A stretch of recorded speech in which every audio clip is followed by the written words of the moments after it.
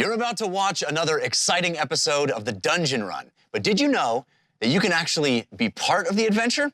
Tune in live on Wednesday nights at 6 p.m. Pacific time, and you can make your voice heard and help determine the fate of our adventurers. Hope to see you there.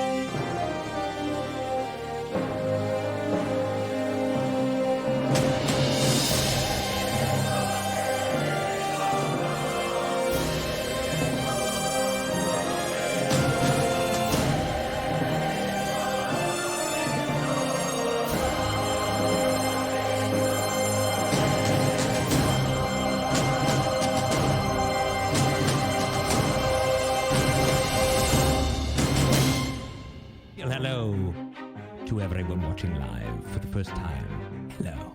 So glad you could join us. I am Lord Ereban, Keeper of Secrets, and your host for tonight's campaign. Together, we stand witness as our intrepid adventurers face terrible danger and most certain doom in their quest for glory, valor, and most importantly, treasure. As you'll see, all of the players are still working from home and practicing social distancing. As soon as the time is right, I'll let all of the players back into my dungeon, of course. Throughout our time together, you will be called upon to help guide decisions made within the game. In addition to our live chat interactions, those that are brave enough can purchase one of our unique props. Tonight we have 4 Dungeon Run props for you. If you love the show, you can show love. When you buy Show Love, Jeff will see it and may read your name out during the game, showing you some love, of course. Also, you can show love to any member of the team, even me, if you like. Now, you could bestow upon the adventuring party the gift of advantage. That's the ability to roll a pair of 20-sided dice at once, taking the highest value. Or you could set the trap of disadvantage. If a player has advantage, this disadvantage will counter it. And if the player does not have an advantage, they will roll a pair of 20-sided dice and take the lowest value. After all, life is pain. And yes, Milo left his ball out. I told him to put it away, but surprise, surprise, he didn't listen to me. Joke's on him, because we're not using force cards yet. So it doesn't affect the game, but it might still affect Milo. Now, when you give props, please specify which player at the table it is for, or I will make the choice for you. And for all things Dungeon Run, head over to thedungeonrun.fandom.com. There you will find more info on your characters, on our characters, Dungeon Run merch, and the link to the Dungeon Run Discord, where you can join a great community of runners. You can upload your fan art there as well. And to those who have already submitted, I see you, and I thank you. Now, let's meet our brave souls, the cast of characters. Please welcome Jared Kajak as Civ Redfessor. What's up, homie? Homie. All right. Yeah. I'll take it. I like it. I have no Can I problem ask you with a homie. quick question? When Yes. this is all over, can I come over to your house and play some 2-player co-op video game? Because you have a pretty banging setup over there. Jared, Jared, I don't know what to call you. Of course, I've been waiting for you to ask me that. I'm so excited. It's on. Yes. Jessica Lynn Parsons as Fahima Tiger. Hi, how are you, Lord Airman? How are you? I'm great. Did you get a haircut, Jessica? No, it's just these little curly bits in the front. Very nice. Do you like it? I like it very, very much. Yes, of course I do. Morgan Peter Brown as James Quillos. It's me. Hello. Hi, Lord Ereban. Wait, who is this? Who are you? Where is the mustached man? The mustache is gone. The mustache can only stick around for a couple days at a time. The facial hair was everything. The power is too kidding. much, Lord Ereban. You of all people must know the danger of messing around with that kind of power. You look very youthful, let me tell you, Thank you. and I love it. Oh, I Congratulations. appreciate it. Thank you. Next up, we have Ronald Ogden as Uggo. You blowing my mind, Flair. Did you just say you're blowing my mind, Flair? I No, like it- that. I like it. No. Let's go with it. Let's continue. I'm a mind flayer. You blow Yep. my... Yeah. I'm in. Let's continue. Finally, rounding out the cast, Katie Michaels as Lily Dumblestock. Hi. How's it going? Hi. Everything wonderful. How is everything with you? I love your background and everything else going on there. Oh, thanks. It's very blue blue. like the ocean. And yes, and I believe like your eyes. Yeah. Or am I seeing them wrong? No, you're right. Wonderful. So exciting. I love this cast. What color are your and eyes?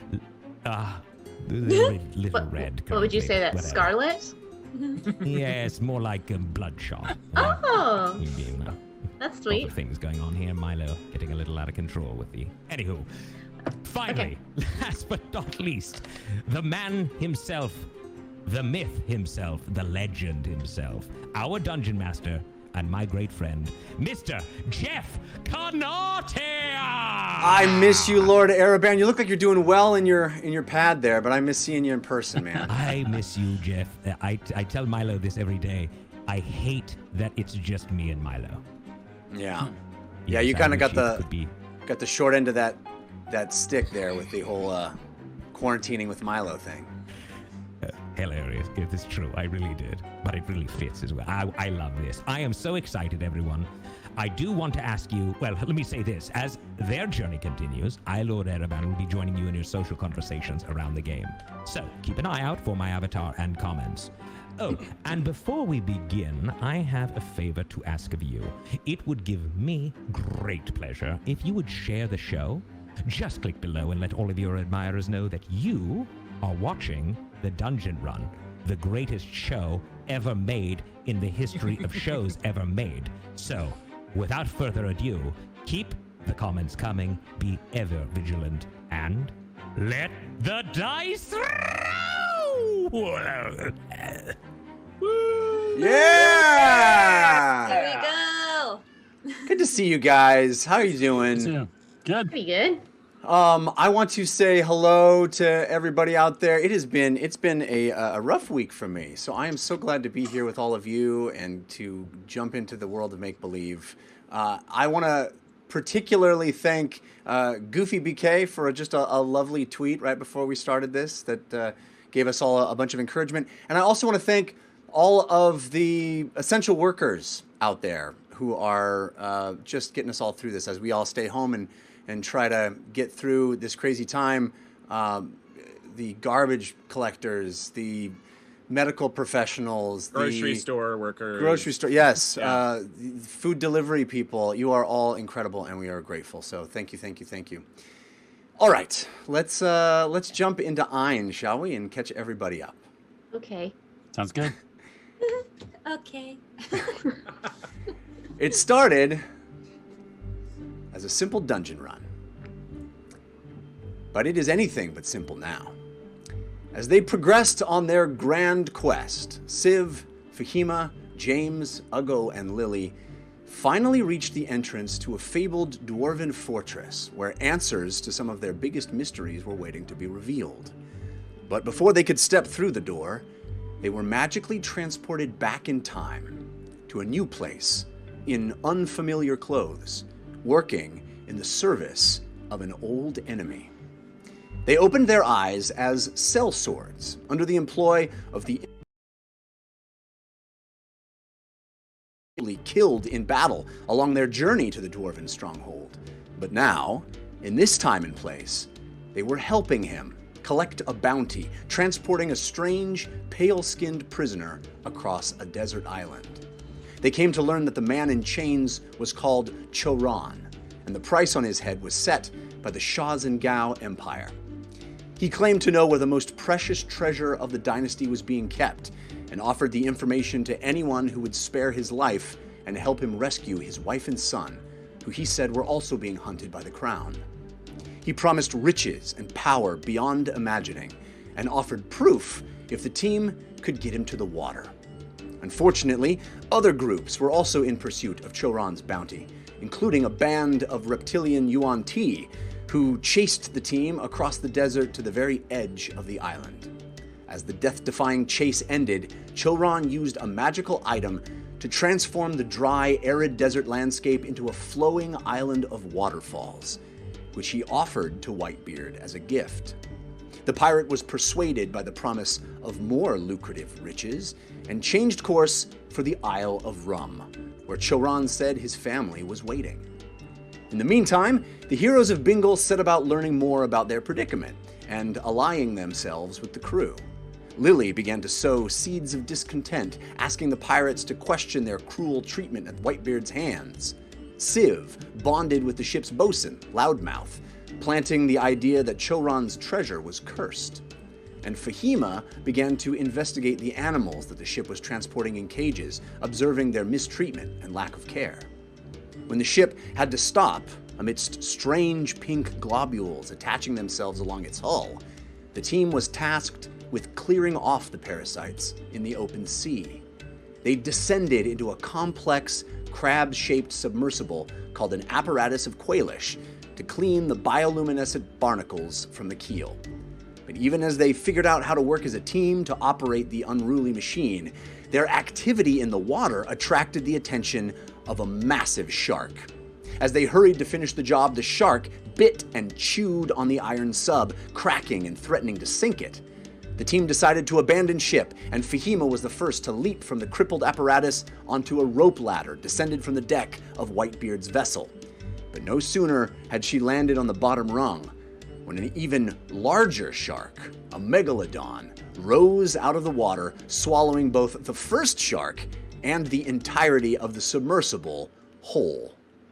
Fahima could only watch as her friends were dragged down into the watery depths inside the gullet of the enormous predator. Luckily, Whitebeard's men launched a harpoon into the side of the creature, giving chase as it fled. Inside their apparatus of Quailish, inside the megalodon, the remaining heroes started attacking, ripping and tearing into the fleshy interior of the beast. With iron crab claws extended, they transferred enough energy into the spin function of the sub to cause tremendous damage, forcing the shark to regurgitate the entire vessel to the surface in one whirling, nausea-inducing eruption. However, on the deck of the ship, Whitebeard gave no mind to the well-being of the sellswords in the sub, seeing a chance to defeat the wounded shark and take it as a prize. Fahima secretly used her pet phoenix, Meep, to burn through the harpoon cable, allowing the megalodon to get away and saving her friends. In the ensuing days, the team continued to wrestle with the possibilities and responsibilities of time travel. James cast Sending to his mentor, Hermel Fesh, at Nightstone Abbey, who assumed that the currently 10-year-old James Quillis had somehow managed to cast a third-level evocation. And Civ attempted to forge a lasting memory in a sea of uncertainty by kissing Lily for the first time. Eventually, after days at sea, Whitebeard's itch arrived at the Isle of Rum. Gray skies loomed overhead as the pirates pulled into port at Boster, the largest town on the isle, and the next step of their adventure. Yay. And that's where we pick up this week. Nice. As the ship, Whitebeard's Itch, pulls into port. This is a seaside town. Docks and dock workers abound. There are several other ships that appear to be docked here, each of them being unloaded or loaded with cargo. You see beautiful, what should be beautiful scenery, but it's grim, kind of gray, drab, and there are people everywhere dressed fairly warmly. It's not terribly cold, but it's just kind of gray and overcast. The pirates on Whitebeard's Itch are also making the requisite preparations for disembarking and docking the ship and stowing gear and doing all the things that you need to do when you're docking at on land.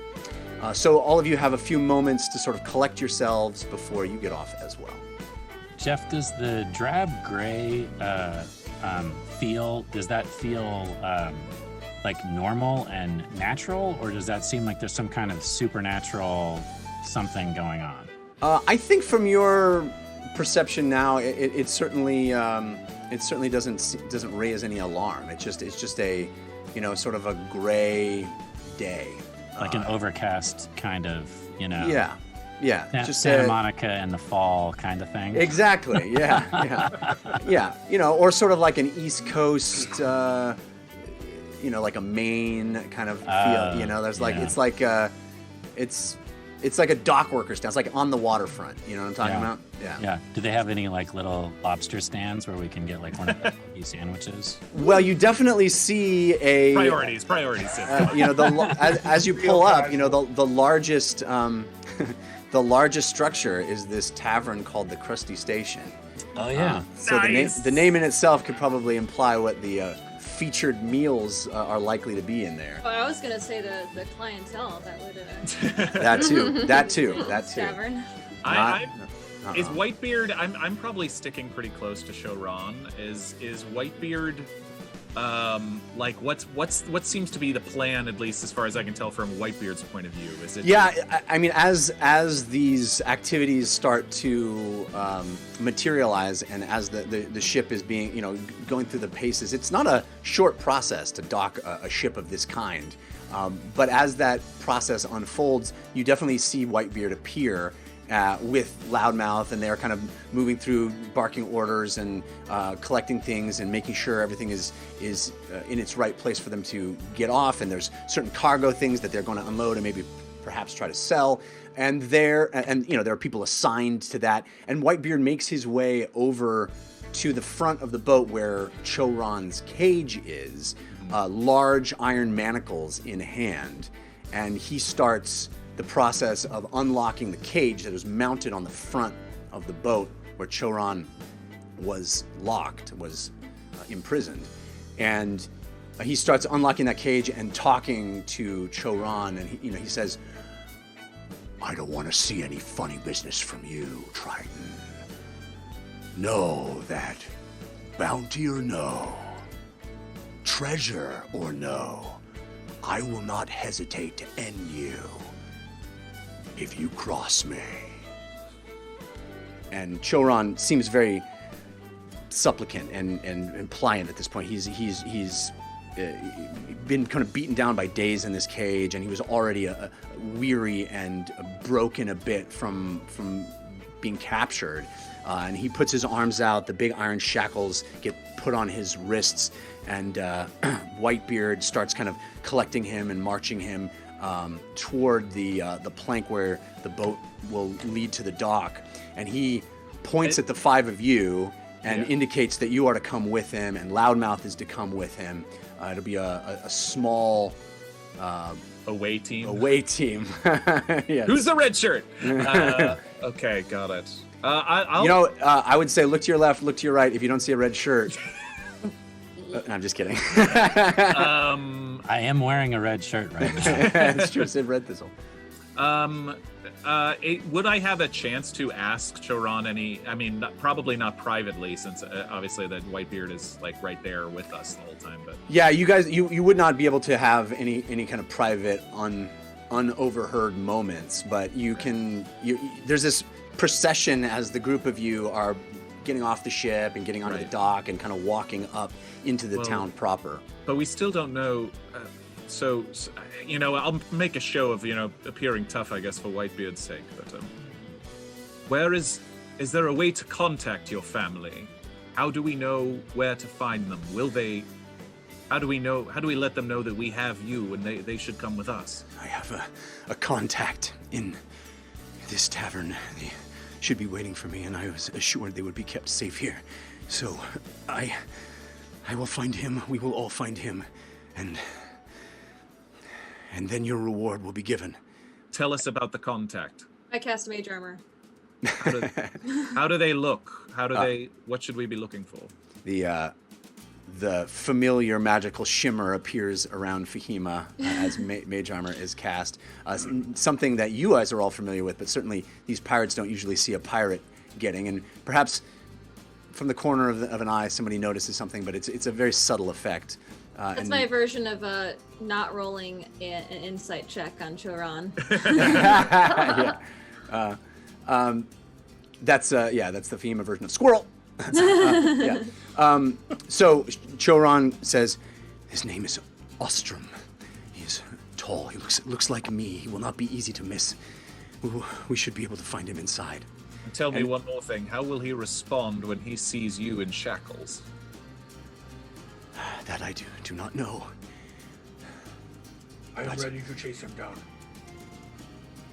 And as you continue walking, Choran and Whitebeard kind of holding him and making sure that you guys are basically being treated like Whitebeard's men, right? He is trusting the five of you as the await team with Loudmouth to sort of handle Choran. So there is, he's near you, but he's kind of delegating some authority to you. And as you're walking along, Whitebeard sort of turns to Lily.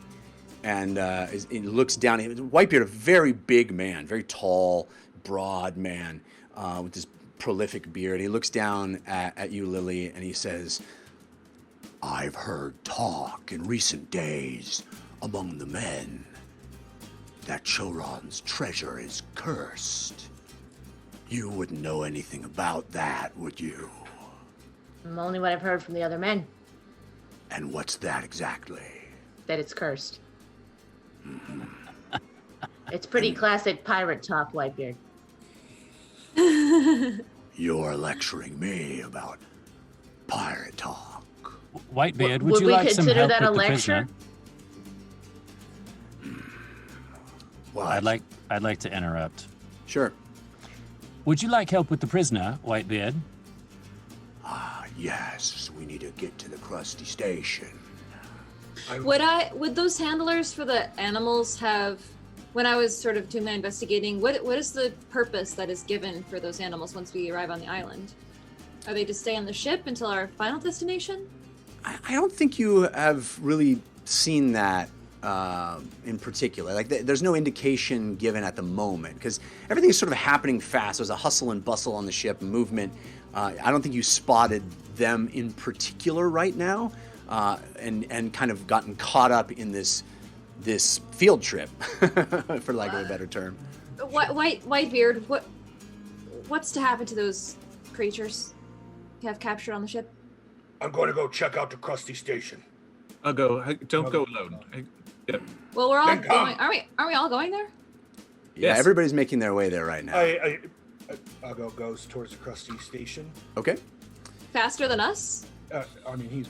Yep. Okay. He makes a quick to the door. Okay. All right. So Whitebeard looks at Euphemia and he says, "If we're lucky, we'll get ourselves a good old-fashioned fight."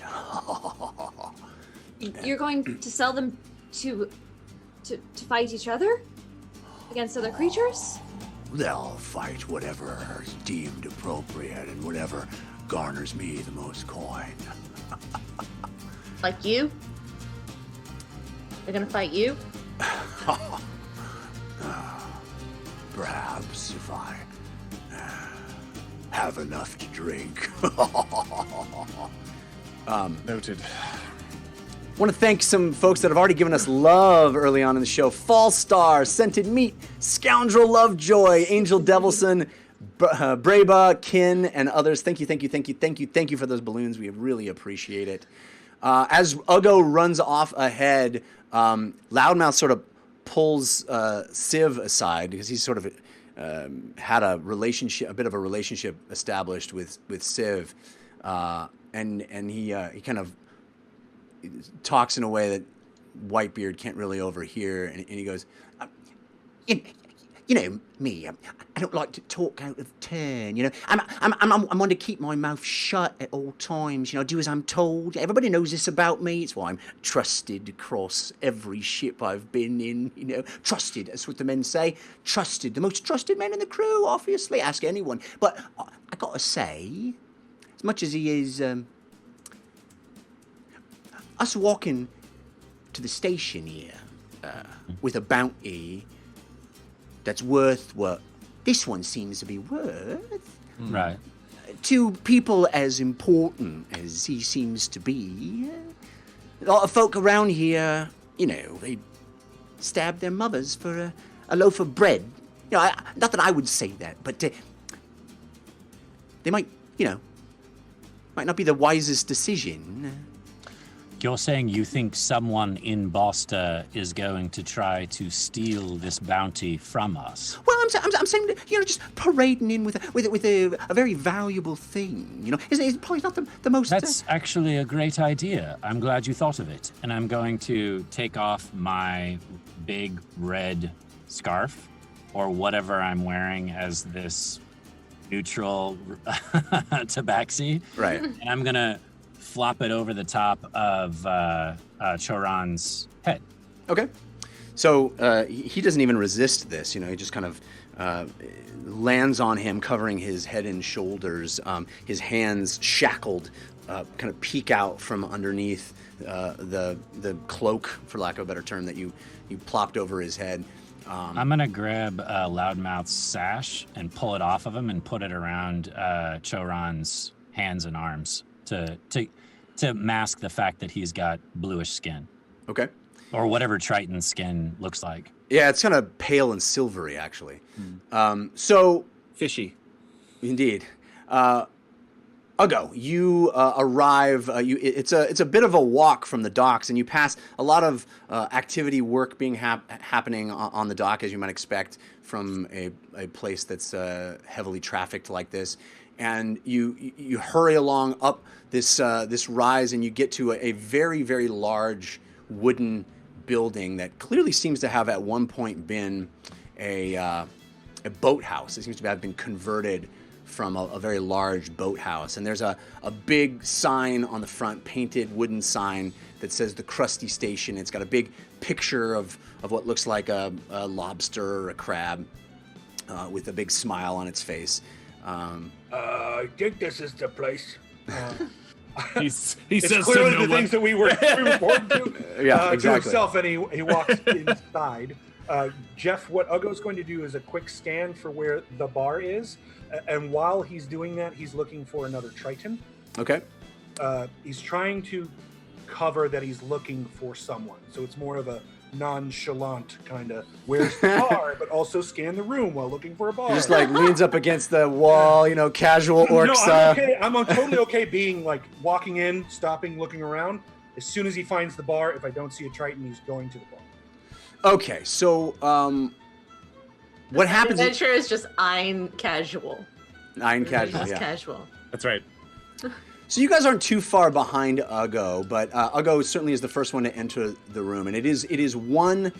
Well, Uggo, the first thing you notice, of course, is the smell. It's a fishy, salty smell of a seaside pub, and it is one big room with high vaulted ceilings. From the exposed beams crisscrossing the roof, there are all manner of things hanging, suspended by ropes and cords, barrels and crates lashed to the sides, up in the corners, netting and canvas holding up barrels and trunks. Full skeletons of large fish and gaping jawbones hang suspended from twine. Even an entire rowboat is hoisted high up in the rafters. Fishing poles and fishing line, taxidermied fish and seagulls mounted on wooden planks. Ledges stick out from the walls, piled with sacks of grain and flour, bottles and casks and chests. And there are stairs in the back that lead up to a second-level balcony that overlooks the main tavern. A roaring fire in the hearth warms the room, with lanterns and sconces flickering firelight from the ceilings and walls. Every surface of this place seems to be covered in decoration or supplies. Nautical maps and tapestries depicting lighthouses and sailing vessels hang on the walls. Shelves are stacked with knickknacks and trinkets up out of the reach of patrons. Large, arching cabinets hold a seemingly endless supply of bottles of wine and liquor. A long, wide bar lines an entire wall, and behind it are dozens and dozens of ships in a bottle, in all shapes and sizes, mounted and displayed. A dartboard and a billiards table sit unattended in the back. And the place is quite full, though not raucous, as it's sort of a subdued intensity, as if the tavern is peopled with somber, serious characters, dock workers with surly, hardened looks. Many of them seem to be eating porridge and bread alongside steaming servings of shellfish, crabs, and lobsters, which clearly seem to be the house specialty. Men and women sit at long tables holding small mallets, smashing through shells with them and slurping out the innards of the crustaceans. The whole place smells of it. It's walking into a fish mart. Are there Cheddar Bay biscuits? Yeah, I was gonna say, is it like a Bubba Gump shrimp house or something? With the knickknacks and the flair. Can there be a really bubbly hostess at the front? There is not that. There is definitely not that. Jeff, did anyone else from the ship come with us, or is it just us and Whitebeard and Loudmouth? And Loudmouth. You, Whitebeard, Loudmouth, Choron is the group that has come with So me. the crew didn't come down. No, there seems to be activity. The crew seems to all have, a number of them seem to have important duties. There's no lack of things that seem to need to be done. Yeah. So. As we're approaching, is the rest... But, yeah, sorry, roll perception, yes, I'm sorry. Ago. You have advantage from Don't Hate Fahima. It was countered by Corn Unicorn. Ooh. All right. Okay. Nat 1. Nat 1. Wow. You walk in and I think you're kind of overwhelmed by the All of the smell. malls. All of the malls. Yeah, exactly. All the tiny balls. Tiny little hammers. Yeah, exactly. Balls everywhere! I mean, it's 400 of them. it's a very large place. You kind of forgot why you walked in there. You open the door and you've never seen any place quite like this, and you kind of forgot what you were even looking for. Is there canned music being piped in from some unseen place? No, there is not. As we're approaching the Crusty station, as the rest of us are sort of approaching, I would like to awaken mind to Choron. Okay.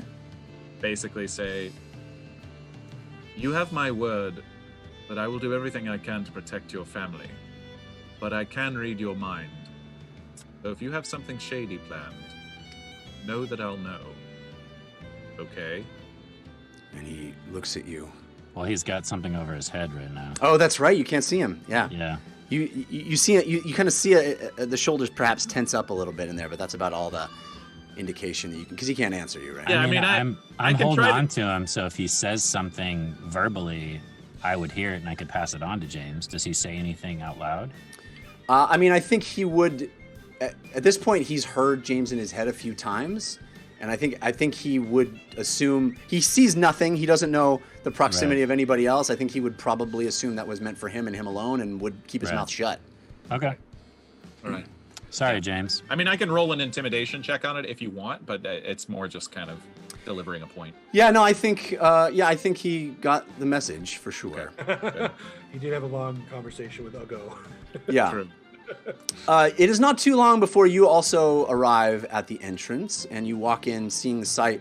You see a rather flummoxed Ugo standing just beyond the doorway. There are so many hammers in here.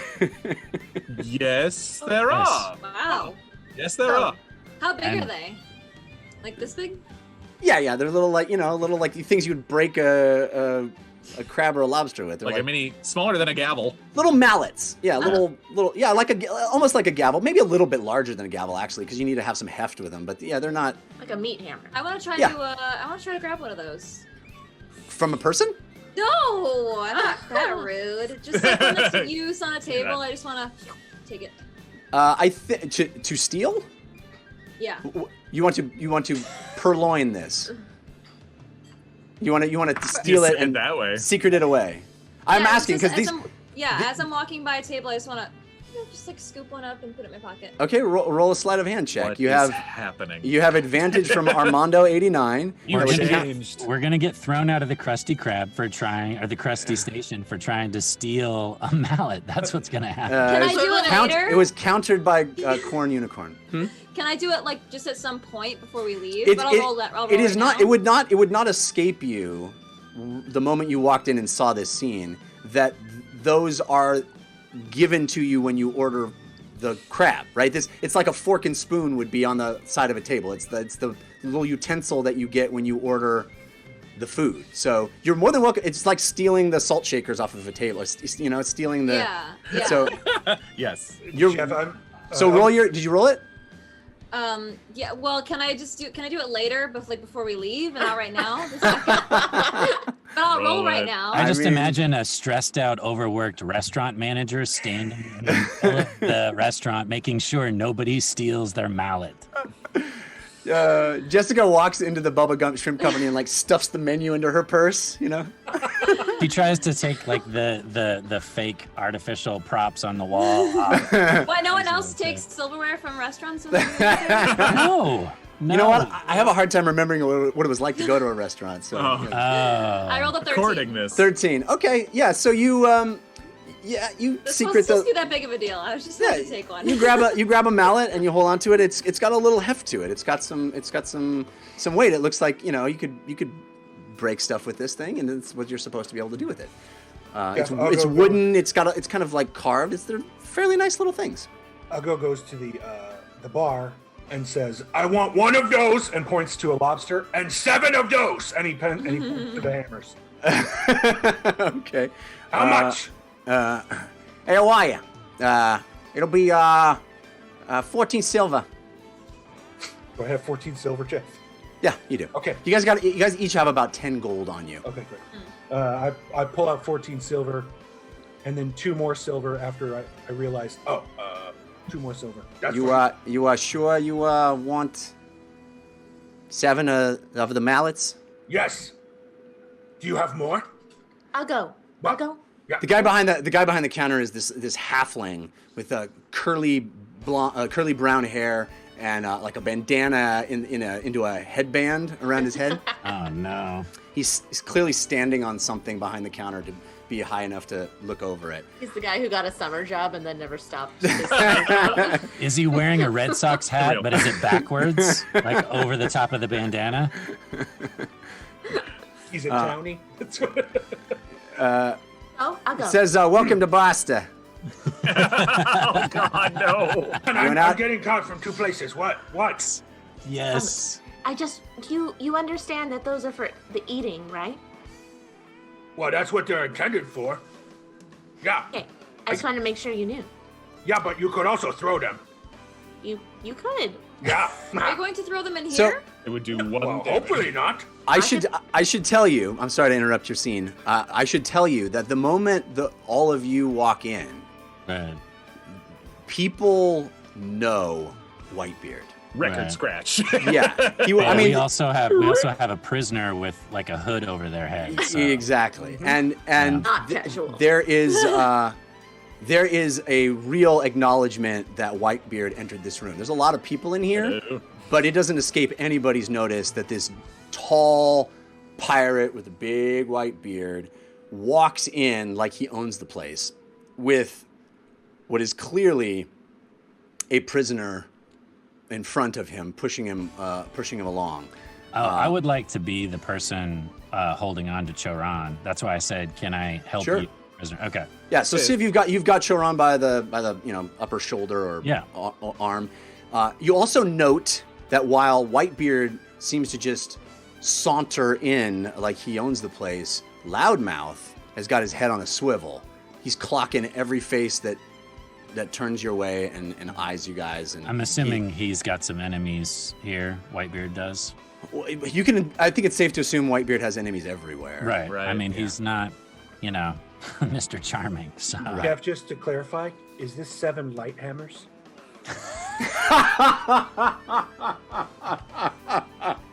I mean, it's 1d4. I mean, Yeah, whatever makes you happy, Ron. Whatever makes you- great. I know that I don't think 5e has stats for shell if you want crackers. One, if you want a shell cracker, like 1 damage, he throws it. Probably. Oh, No, I think they're not this, right? They're this. They're Okay. I think light hammer is much more accurate. Light All right, all right, Yeah, all right. yeah. It's not a mace. It's not a mace. It's not not a full hammer, but it's not. If you hit somebody in the head with it, it would be bad. look, you guys get spells. I get hammers. That's all I get. Okay. You walked into a, Cool. Does That's each fair. one have Ruining property the- of Crusty you're ruining Station? the surprise I like, wanted to burned do into for it? you. Oh, I'm sorry. That's why I was taking it. Still do a surprise. oh man. More hammers is always good. Yeah. Uggo walked into a hammer emporium, unbeknownst to me. Yeah. The you gonna do? Costco of hammers. Yeah.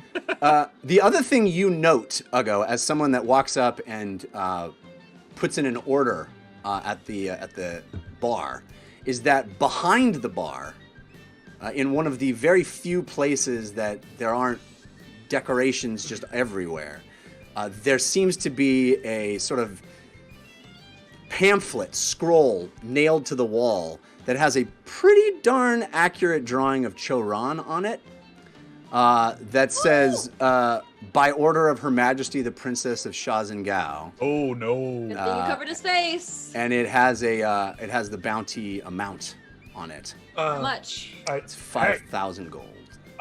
Little man, can I have that? Can you have what then? The thing hanging up behind you with the face on it. The poster. You want to look at it? Forever, yeah. Well, it was given to me by some very, let's just say, passionate people. Okay, you think they will return more passionately and give you another one? I'm just trying to do my job. All right. You want to look at it? You can look at it. All right, I don't want to okay, get in trouble. All right, fine. Julep. I have this overwhelming Can you- craving for yeah. clam chowder right now. I want to go to Red Yeah. Lobster right now. If he hands it to me, I'll be right back. No. Yeah, he does hand it to you. Yep. Yeah, and I walk over to Civ. Yes? Yeah. Oh, thank Look you. at Yes. This So- will come in very handy. that. No, look at it. I gotta return it. Oh, right. Yes, I knew. Yeah, I know. 5,000 gold. Oh. Well, I'm late to the party, clearly. by order of the Princess of Shazengao is exactly what it says. Yeah. Okay. Yes, And- that part is very helpful, Uggo. Thank you. You're welcome. And you see, and you know, as this is happening, Whitebeard finds himself an empty table, and he sits down rather ostentatiously. It's like he's taking ownership of the table itself. You know, he's like plumps down. This is my, you know, this is how he operates. I Listen. return to the bar and drop off sorry, James, one quick, and request the best mug of beer he has. Beer? You want a beer? Yes. Some All right. lager. You want some lager? And as soon as I'll exchange the gold with him, and as soon as he gives it to me, I take it to Whitebeard. Okay. And you hand the stein to Whitebeard, and he goes, "Oh, mighty kind of ya." He chugs it, slams the stein on the table, frothing foam around his white whiskers, you know, smacking his lips. Everything he does is big, you know. And then I'll go sit at the table. Okay. Listen, I will audibly not awaken mine but to Choran, to the hood over Choran. Listen, everyone here in this bar, if they knew who you were, we would have a lot of problems on our hands. So I'm going to need a little bit better description of your friend than he's tall. Lily, are you able to disguise him?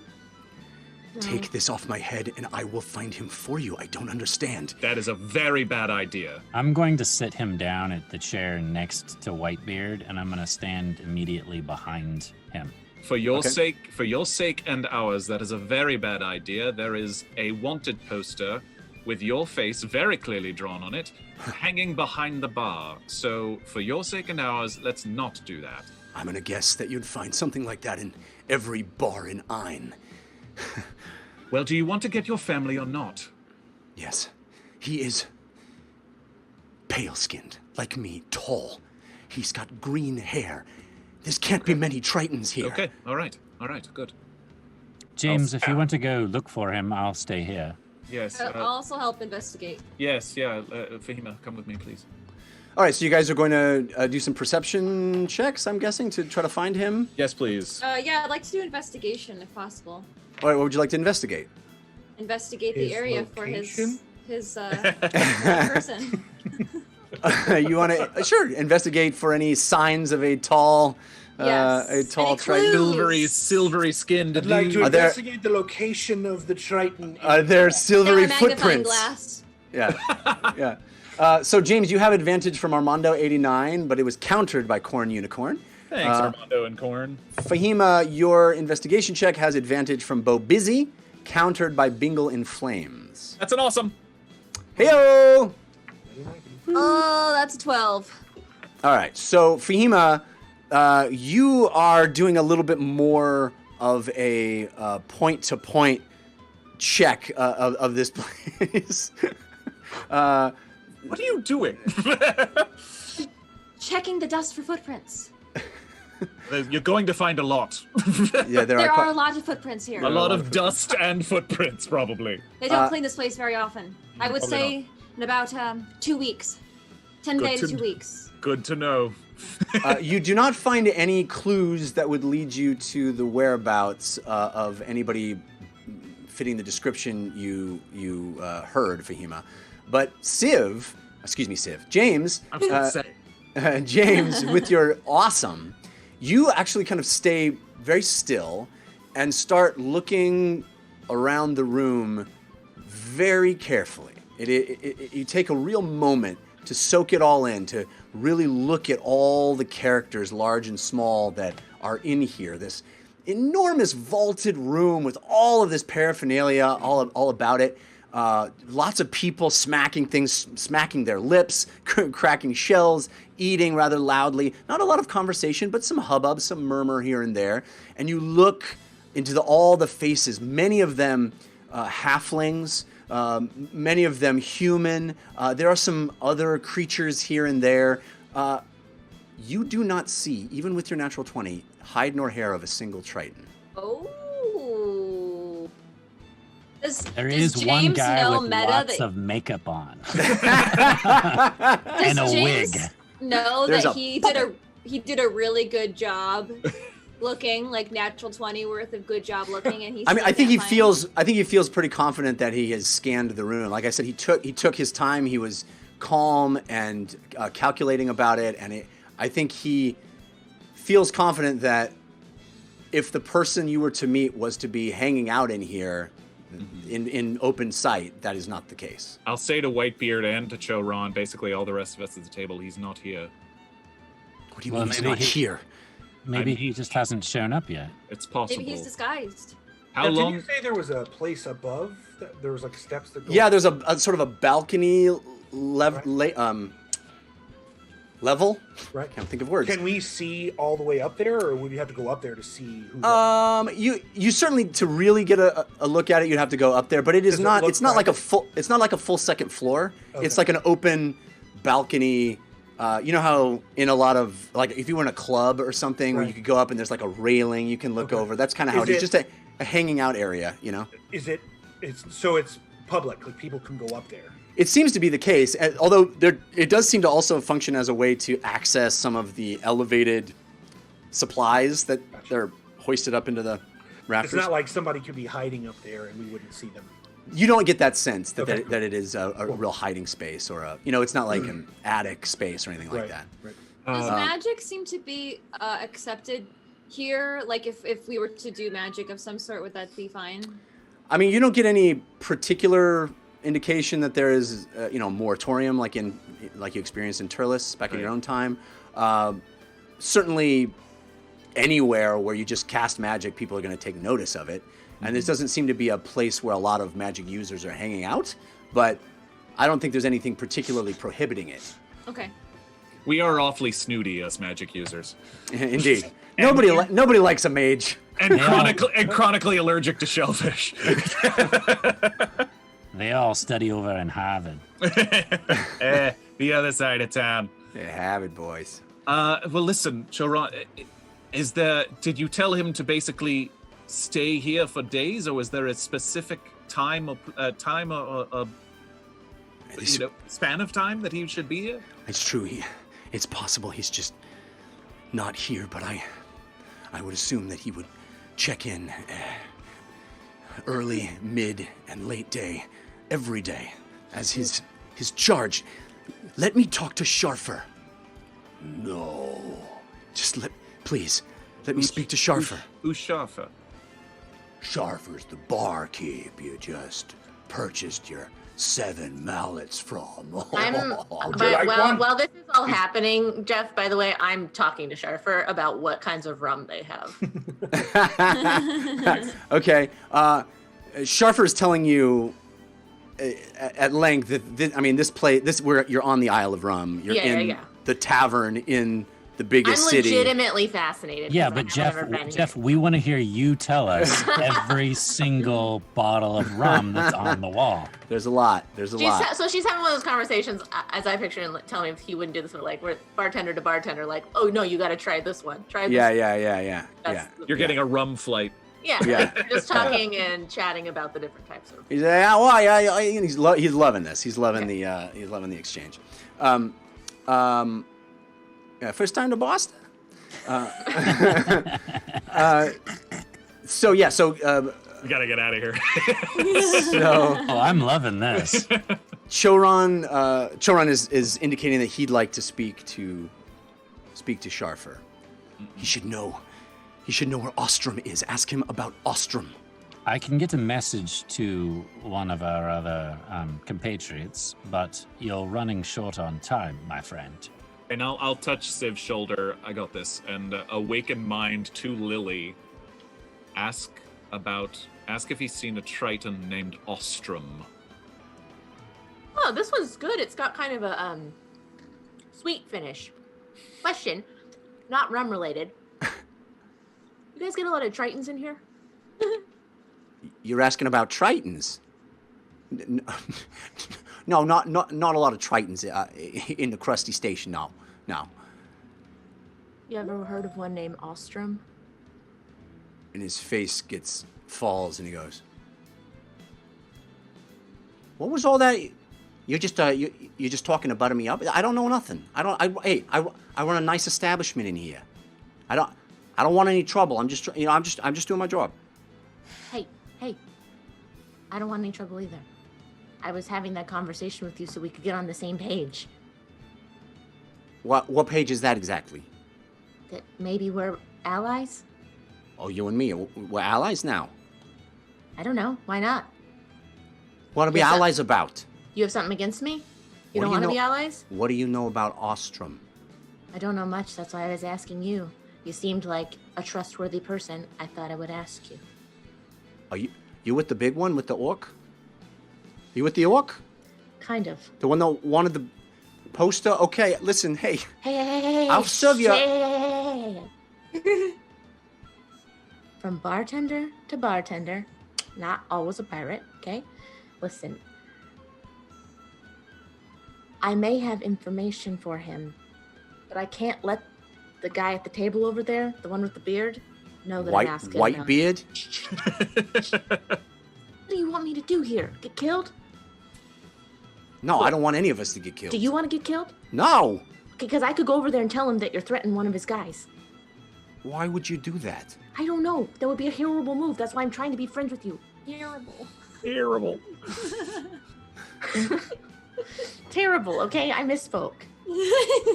Horrible and terrible, it works. I don't know what you want, but I can serve you some drinks and I can serve you some food. I'd be happy to serve you some lobster, whatever you want. On the house. I'm trying to help a friend. Who? I guess I gotta know if I can trust you. Seems to me you want my help. It's true. So it's fine by me if you want to just go on your merry way. I don't understand why you got so defensive when I said his name. Oster. The truth is I don't know him, okay? But the truth is I also think I need to know him. Well, he's not here. Have you seen him lately? No. He's not here. And that's the end of it. I don't know who you are, and I don't want to... Listen, I don't want any trouble. I don't want trouble either. I all. ordered lobster! Oh, yeah. I got lobster coming right up. Hang on.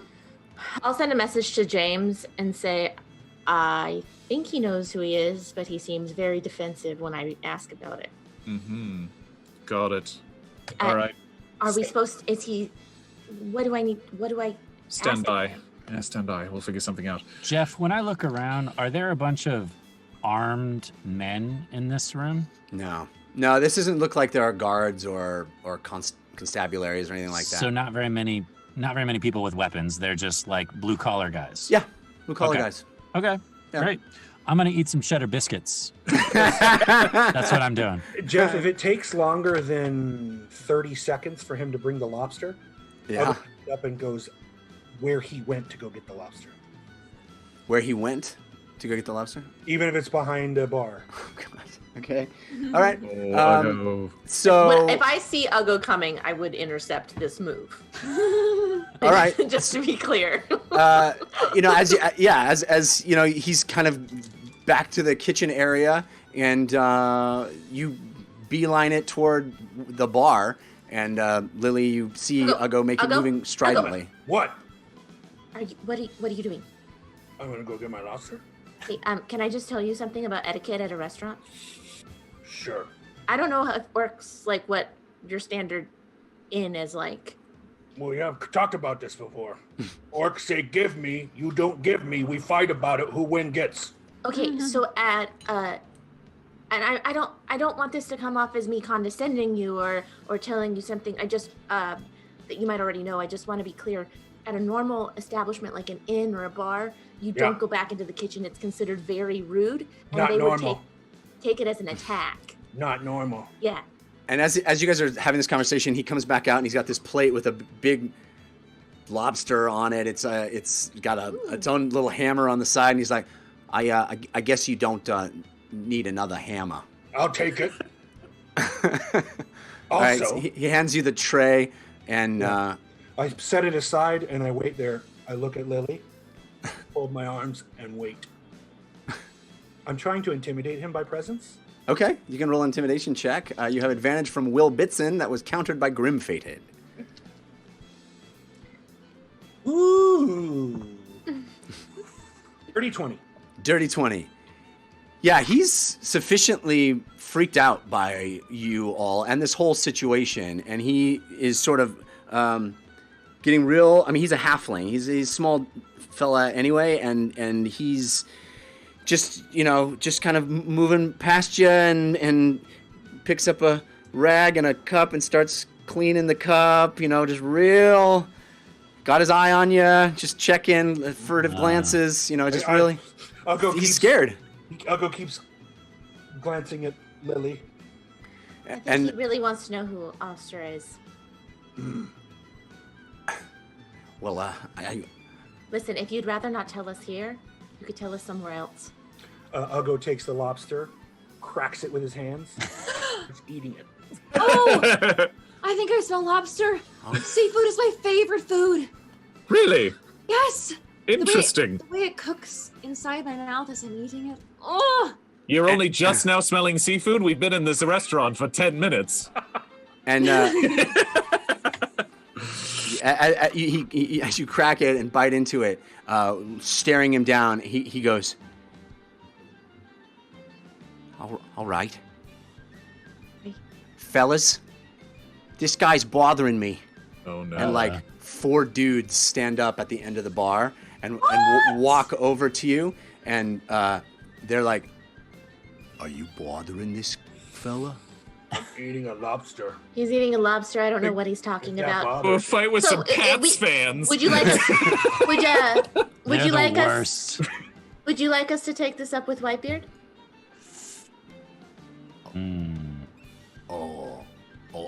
All right. 'Cause I can. We don't want any trouble. He's the one I'm working we don't with, Want so. we don't want any trouble around here. We just want to. This is our place. This is our bar. You come in here. You start threatening people and looking all intimidating. Hey, Whoa, hold why on. don't you just enjoy your lobster? You and- say and that ha- because I am orc? You think I'm trying to intimidate you because I look like this? That's very offensive. That is true. all that of you, is- calm down. And then 3 more guys stand up and look over. The whole place is standing up. And you see Choron underneath the blanket start to fidget, and he's like, "Is that sharp right? I hear his voice." He's like, "All right, listen. We're gonna all be calm. We're gonna all be calm. We're gonna be calm. We're gonna calm down." And in that moment, in that exact moment where everyone is, 3 more people, kind of the back at the bar, all of this commotion starts to simmer. In that very moment, the front door where you guys came in opens, and about 5 humanoid reptiles walk in. They look like snake men, Okay. and Yuan-ti. they walk in. Jeff, as soon as they make a step, Yep. small hammer, face. Face of the Reptile people. Reptile people. All Yuan-ti! They were already after us. All right. So you throw the mallet. It goes. Roll me an attack roll. You have advantage from Uggo Dumb Thistle. I kind of wanted you to throw a lobster instead of the mallet. That's just me. You have advantage from Uggo Dumb Thistle, countered by Bingle and Flames. Oh, Bingle and Flames. I would have been mortified if you threw a perfectly good dinner at them. I would argue, Uggo, that maybe you were so caught up in this conversation you wouldn't necessarily even Absolutely. clock these guys coming in. You But I said- love this move, so we're gonna stick with I it. mean, look, they tried to kill us. Wait, I get are it. Are they dressed the same as the Yuan-ti that were in hot It pursuit? certainly looks like. Okay. It I certainly just looks like. saved James from them. I am not Yeah. messing around. It's okay, Algo. You don't have to justify. So what was your roll? 18 to hit. Okay. It hits one of the snakes right between the eyes, their little snake eyes, clocks him. Pwah. He takes max damage. And in that moment, this place goes bonkers. Everybody stands up. And it is an old-fashioned bar fight. Everyone's Put on fighting. mage armor. It is just like this crescendo of fight. You see immediately as the hammer hits the snake between the eyes, you see a Whitebeard stand up and flick his whip. It goes into around the neck of one of the snakes. He pulls it down. They smack their head on a table. Blood explodes out of their face, and it is just pandemonium. Everybody, all the tables, every dock worker in this place stands up and starts throwing punches. Roll initiative. Oh Let's go. Jeff, I feel like there has to be a sign on the wall that says, "It has been 23 days since our last bar brawl," and someone is casually walking over there and erasing it and then Yeah, Bro. as things are being tried. So, yeah, we're in a bar fight. This is going to be crazy. So, actually, first, Lily, why don't you roll me a history check? You have advantage from Rogden, our own Ronald Ogden, countered by Grim-Fated. She said she wasn't gonna do that. She probably did it before you did your thing, so. Okay. So history, I got a 18, Okay. and initiative, I got a. Well, we'll do initiative in a second. Okay. So history 18. As somebody that's been around bars your whole life, you've seen a bar brawl or two in your time. It's not something that happens a lot in Bingle, but And it happens. it happens. And you know that in a bar fight, it's a different kind of fight than any other fight. There's a crazed panic almost, a loss of sense. People have been drinking and eating. It is you know that a bar brawl lasts longer if people are trying to kill each other. That usually bar brawls are just trying to incapacitate your opponent. The drunk people. The drunk people, right? That because it thrives on panic, it thrives on chaos, and as soon as there's lethality involved, it's just going to get worse. Right. So you, I think, are very, very clear, and maybe all of you kind of sense that the best way to finish this isn't necessarily to murder everyone in here. No. No, But Jeff, we're going to kill every single person in this bar. this is your game. You're welcome to do it. But I want to tell you that every single person in this bar is fighting. There's no person not fighting. And we're going to handle it. No toddlers in high chairs. No, it's not that kind of Yeah, establishment. there weren't any young teen in here prior to that. No. Okay. No. Okay. They walked in the door. Yeah. They saw Whitebeard, and then one of them got hit in the face with a Small hammer. crab cracking mallet. All right, let's do our initiative. Civ, 22. Fahima. Do we have any advantage? Oh, I'm so sorry. Yes, advantage, Civ. Advantage from Z-Man 9018, countered by Grimfaded. Fahima, you have advantage from Follower of Fahima, countered by Fragment of Heart Soul. James, you have advantage from Ivy Jane, countered by Grimfaded. Thanks, Ivy Jane and Grimfaded. Ugo, you have advantage from Z-Man 9018, countered by Grimfaded. And Lily, you have advantage from Lily Dumblebay, countered by Corn Unicorn. So, Civ, that was a 22. Fahima, what was yours? 16. James? 19. Ugo? 6. Sorry, 10. Lily. 13. Okay, so we go Civ, James, Fahima, Lily, Ugo. When does the bar and the Whitebeard and the Yuan Ti go though? At all The times. bar goes after every one of you, Okay. Awesome. and we're gonna treat the bar as one creature. It just Gonna gets take legendary actions against us. it just gets to go after every single person goes, Amazing. including Okay. Whitebeard and Loudmouth and Choran. Okay. So it's like attacking a swarm of people. It's a swarm of people. Hey, Yes. Jeff, Yeah. do you know about how big the bar floor is? It's quite large. It's quite large. It is, like I said, it was a boat hangar, right? This was a boathouse. It's where a ship the size of the one you were riding on would be housed. Okay. Except it was converted. It's this big place. Okay. So, we are in it. Civ, you're up. What happens immediately? This snake person gets hit in the face. Another snake person picks up something and throws it, and there are punches being. You were sitting at the table, or standing actually behind Choran. Yeah. Someone behind you picks up a chair, throws it. You hear a punch and a breaking of a bottle.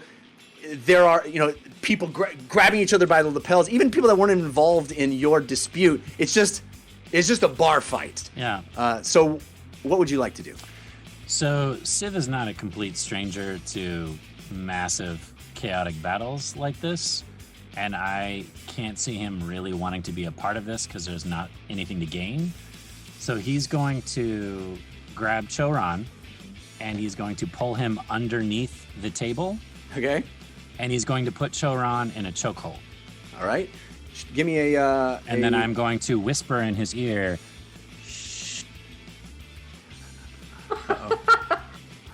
Uh-oh. And then they kiss. Lily knows that move. Civ does it for So everyone. roll me a grapple strength check. You've got advantage from Just Jewels, countered by Grimfaded.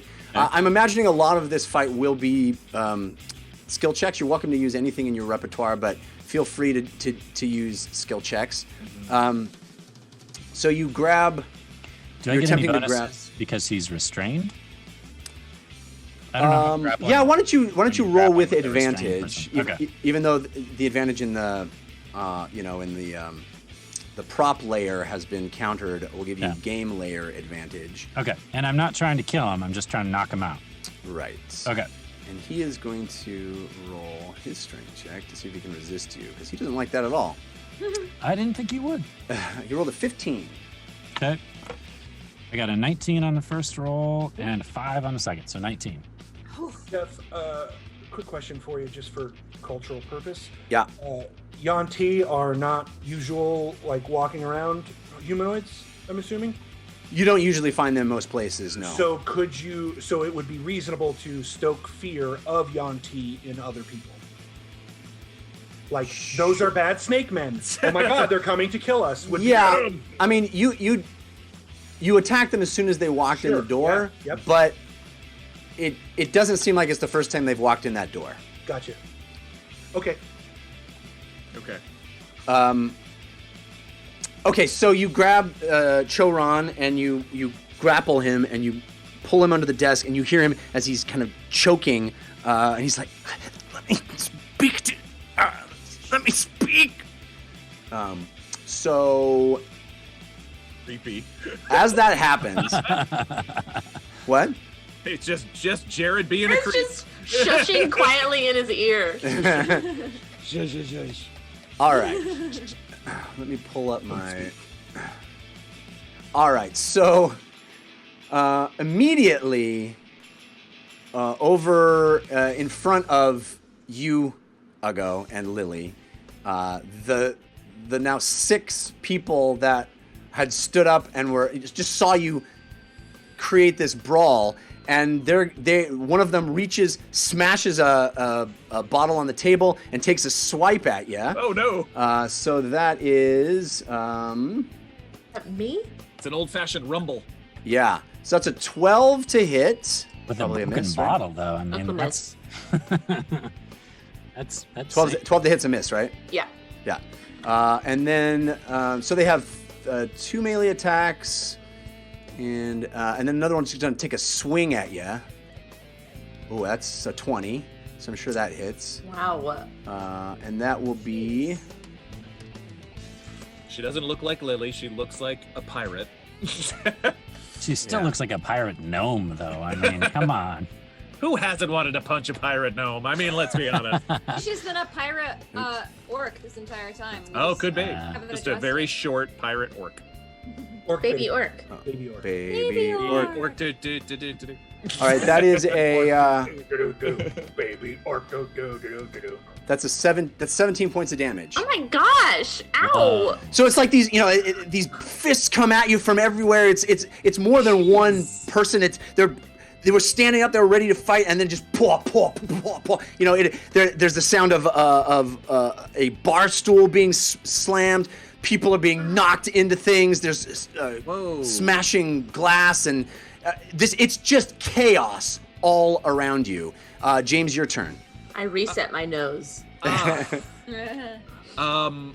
Okay, can I see Sharfly? Was that the name of the bar? Sharfer, yeah, Sharfer. he's right there with Ugo and Lily. He's behind the counter in this scrum of guys that were defending him to Ugo and Lily. Are the Yonti still grouped at the door? Yeah, they didn't really get very far in. Okay, cool. But they're everybody's moving at this point, and it's chaos. All right, here we go. I'm going to pull out the Arcane Focus and use my Eldritch Invocation, Dreadful Word, to cast Confusion on the Yonti. Okay. It is a 10-foot radius sphere centered on a point. So Okay. that's a 20-foot sphere. I imagine I can get all of them in there. Yeah, I think probably so. Yeah. All right, so just right on top of them, just basically want to distract them all over the place. So all of them need to roll a Wisdom saving throw. All right. We'll just roll 1 for all of them. Well, actually, no. I should roll 5. Yeah. Make sure that they're Yeah, okay. yeah. So that's a 3. That's a 15. That saves. That's a 7. That's a 15. And that's another 7. Okay, so I've got three out of the 5. Yeah. The spell assaults and twists the creature's mind, spawning delusions and provoking uncontrolled action. So on their turn, you have to roll a d10, and that will determine what they do. All right. It's gonna get fun in here. I basically, as I'm doing that, I throw that towards them. I will try to, with a bonus action, awakened mind to Sharfer and say, "We have Shoram. He's here in the bar. Please tell us where Ostrom is." And I'm basically like, yeah, I want to Yeah. just. I wanna So that message appears in his head, but he doesn't know where it's coming from at all. You know, the bar is now, it's chaos. It is chairs being thrown. It's punches being thrown. It's people being knocked onto the floor. Somebody runs and grabs a pool cue and snaps it over their knee. And, it is every Old West movie you've ever seen, right? But does he look anywhere? Does he? Where? Well, he definitely. You definitely see that it lands on him. Yeah. Is there like a show of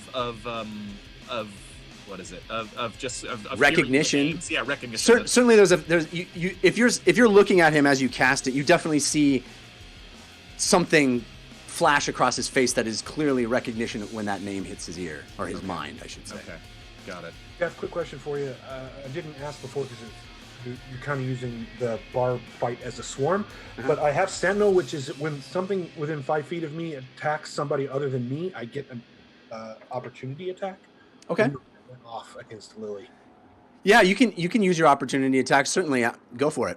I think there's going to be lots of opportunity. Basically, what's going to happen is they're going to be, you'll see as this fight progresses, but it's not going to follow, the normal rules. For sure, of course. Yeah, I crazy. just, it's more of a what happened. Right. Lily got attacked, so. Yeah. Do I Take a have swing or whatever you want to do. Whatever you want to do. You got popped right in the nose. Oh, you have advantage from Angel Devilson. Oh, straight advantage. With a light hammer, because that's assuming what I have in my hand, is a 16. That's a hit to the Tavern Brawl. One of the dudes that smacked Lily, I'm assuming. Yep. So that is a hit. 7 damage. Nice. Okay. So that's exactly how this is going, right? Yeah. You see a couple of punches fly at Lily. She takes a couple of them, and you go, "Ugh!" And you swing back, and you pop one of the guys in the jaw, and he's mad. Blood pops out of his mouth. He picks up a bar stool, smacks it on the table. Another one taking bottles. It's that scene. Right. So James, you just cast confusion, so we're up to Fahima. What does Whitebeard look like he's doing? Oh, actually, I'm sorry. There's a turn of the tavern at this point. You see Whitebeard, by the way, he just did the whip thing to one of the Yuan T. He's angry. He's kind of got a gleam in his eye also that, this isn't the worst thing that could have happened to him today. Right. He's He pretty happy mentioned it about before this. we came inside. Yeah, exactly. If the Yuan T are going to move, you need to roll 3 d10s to see what happens to them. Right. Let's do that. Why not? A 3? That one doesn't move or take actions this turn. So A basically, 1? yes, 1. You have to run in a random direction. Okay. So that one turns tail and runs smack into the wall and kind of hits himself in the wall and doesn't understand why the wall Great. just jumped out in front of him. Great. And then The first guy just is looking dazed and kind of yeah, and then the third one is a 10. The third one can act normally. Okay. Okay. So that one is gonna run up and take. None of those guys can take their reactions. I'm sorry. There you go. Right. So that one's gonna run up and take a swing at. No, he's gonna run up and look under the table, and as he walks by, Whitebeard's gonna swing an elbow out at him and smack him in the face with an elbow. Actually, he misses. He takes an elbow at him, and this guy ducks and looks under the table and spots you, Civ, with this holding somebody with a cloak over his face, and he looks up at Whitebeard and he hisses. And then the tavern. At this point, there is somebody that starts throwing darts from the dartboard, just throwing them into the crowd. So we're gosh. going to see if any of those Yikes. land. Yikes. There's one at you, Fahima, that was a natural 20. Oh no! Eyes. So that is... Yow! So that is 14 points of damage. Holy cow. Yeah. Nice. These are swarm rules. So it's like, it's just the chaos. Yeah. It amplifies everything. Everything is 4d6, by the way. That's how it We'll all. die. in this Oof. bar fight.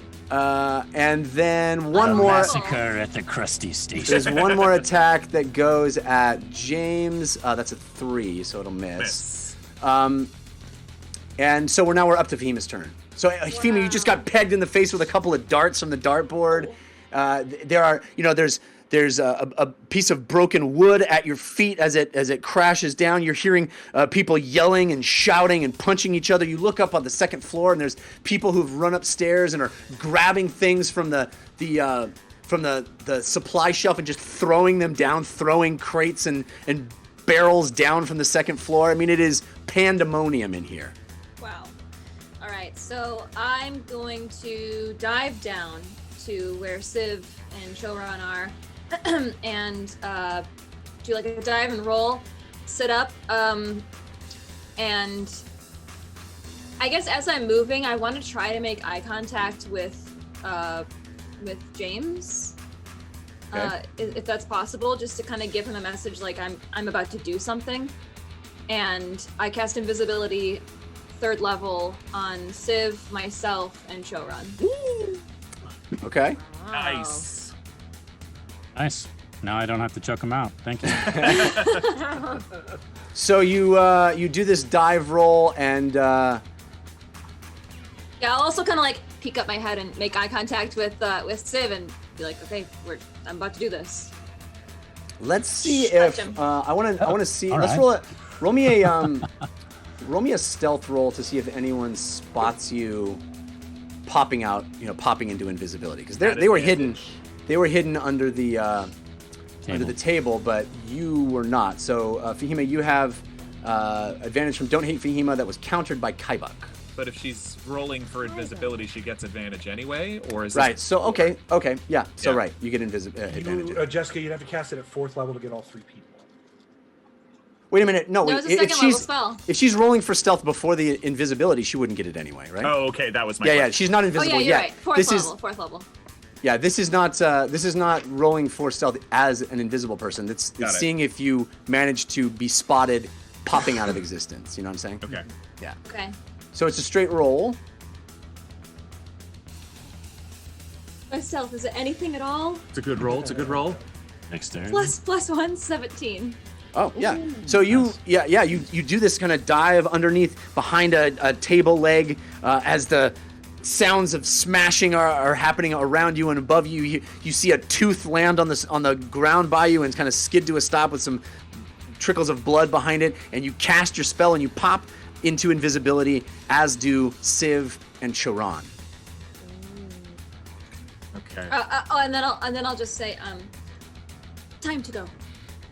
Run. In that moment, you see Whitebeard stand up and march across the room, pick up one of the snake people by the neck, slam him on the front of the bar, and push his face along the surface of the bar, smashing into goblets and wine glasses as he goes, and the snake man along the edge, doing a ton of damage to the Yuan Ti.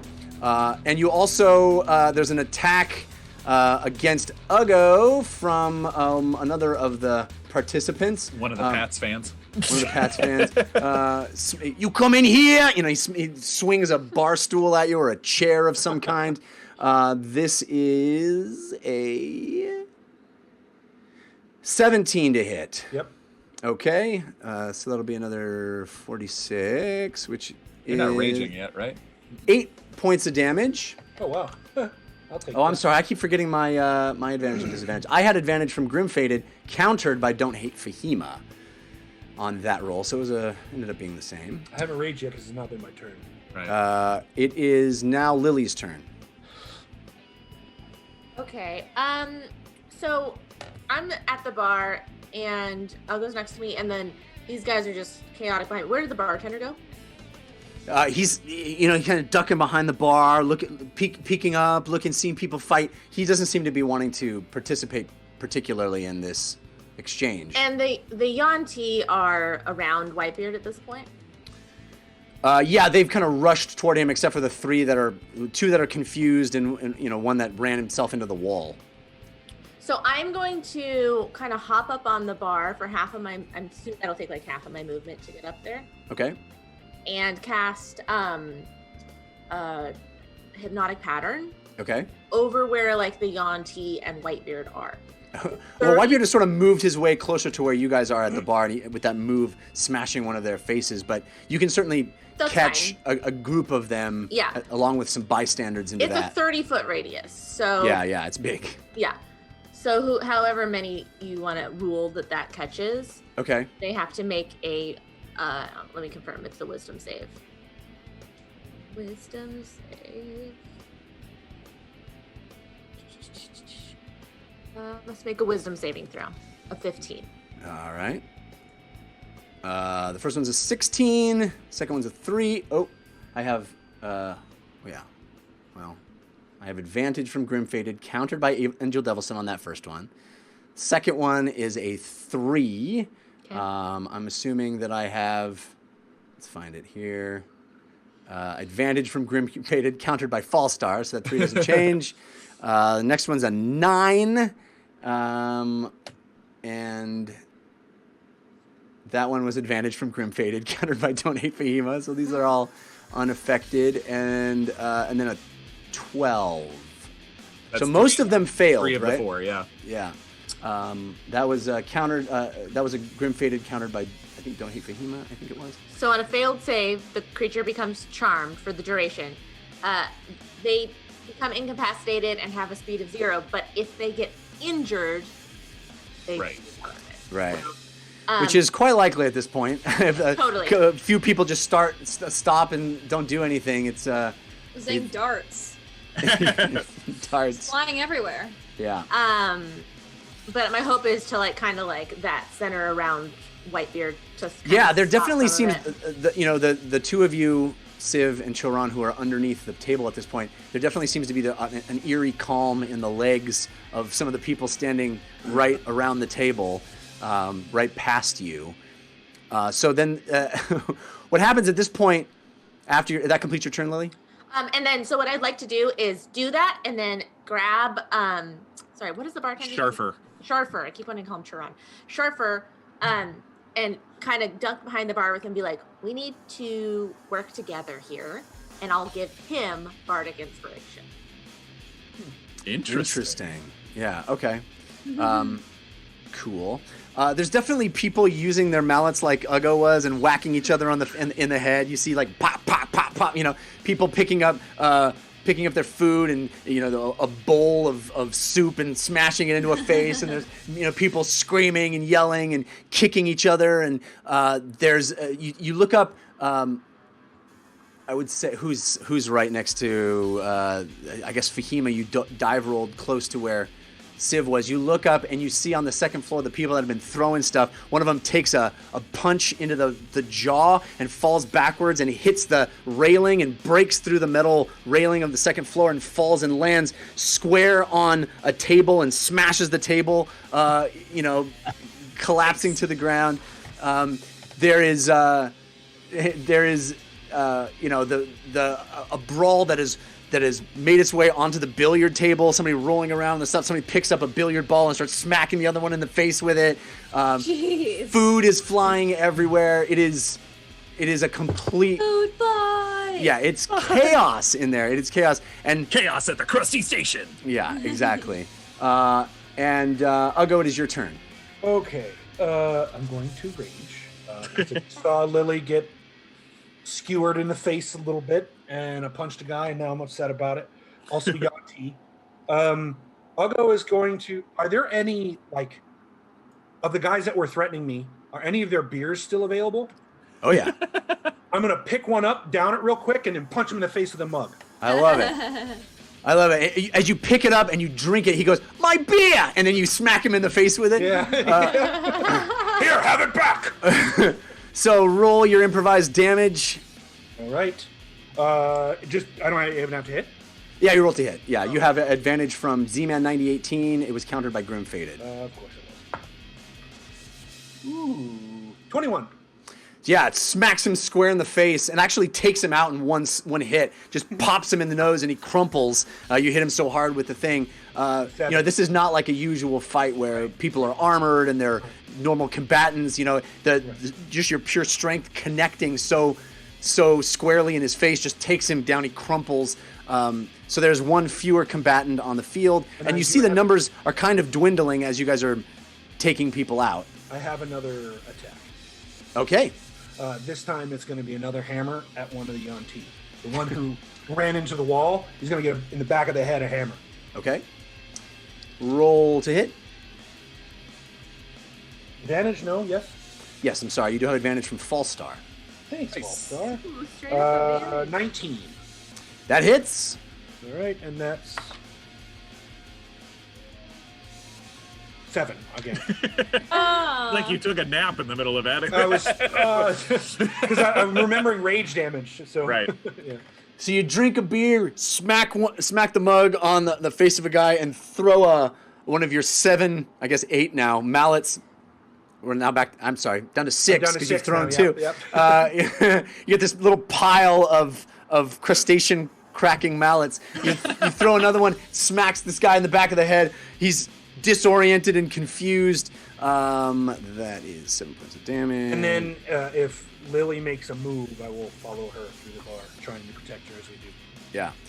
I jump you- behind the bar. What you notice in all of this, those of you that are able to see Whitebeard, it's no mistake that he is feared.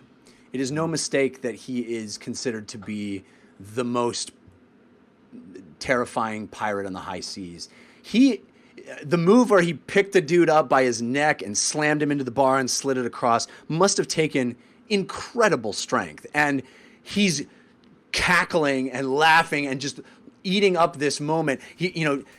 Pushing people back, picking people up, and throwing them into furniture, breaking the wood barrels and knocking them unconscious. He picks up a big boot, puts it in someone's face, knocking them in the jaw. I mean, he's moving through the crowd, smashing them, walking up to the snakes and going, "You want to come in here? You want to come in here and mess with Whitebeard's crew?" And, he's just like loving this. And he owning both the townies and the Yuan-Ti. But the fight doesn't appear to be lessening for his efforts. I mean, Ugo, you've been taking people out. Lily, you've taken a few people out.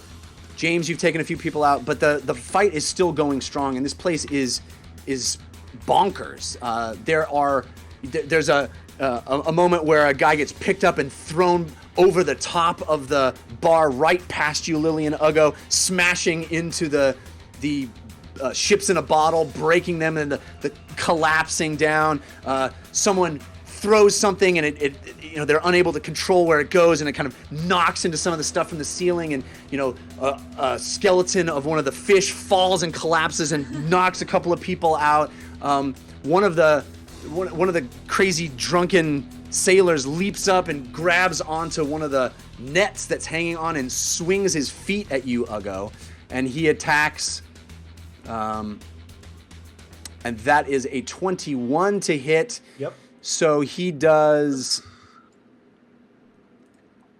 11 points of damage, bludgeoning damage. Bludgeoning, Yep. yeah. Sure, that's halved for you. Yep. So you take, a couple of feet as you just drank this beer and smash this guy, and these feet come swinging at you from across the bar and smack into the back of your head. Another patron just like picks up a table and throws it, and silverware and plates go tumbling into some of the people right around you that had that were confused by the hypnotic pattern. They take some incidental damage and they're now awakened and looking around and start throwing punches immediately. Civ, it is your turn. Is this top of the round? Yes. Top of Yes. the round. Okay, I get my reaction back. Did I see when we came in an alternate exit or an alternate entrance to this place besides the door. front door? Something. No, it's like one big hall. It has a big front entrance and then this big boathouse hall. There was the sort of kitchen door back, but it's a ways from where you are, and there's a lot of people that get by on the way there, and you're not entirely certain that would even lead out to a back entrance. It certainly could, but you don't have any way of knowing. What about Windows? windows? There are windows. Yep, there are windows. Some Okay. portholes. Then I'm going to. Well, are the windows big enough to fit a person through, or are they little portholes? Well, there's large windows high up, as you would expect in a boathouse, and there are some sort of porthole windows. You could probably, as Civ Red Thistle, you could probably scamper through them. It might be more difficult getting a large Triton through them, but you're certainly welcome to try. You're going to have to smash them first. The portholes. Yeah. The windows that are taller up or higher up. How high up are they? It's on that sort of second level. There's Oh, so if I light were to go streaming up in. the stairs to the upper level, would I have access to a bigger window? Yeah.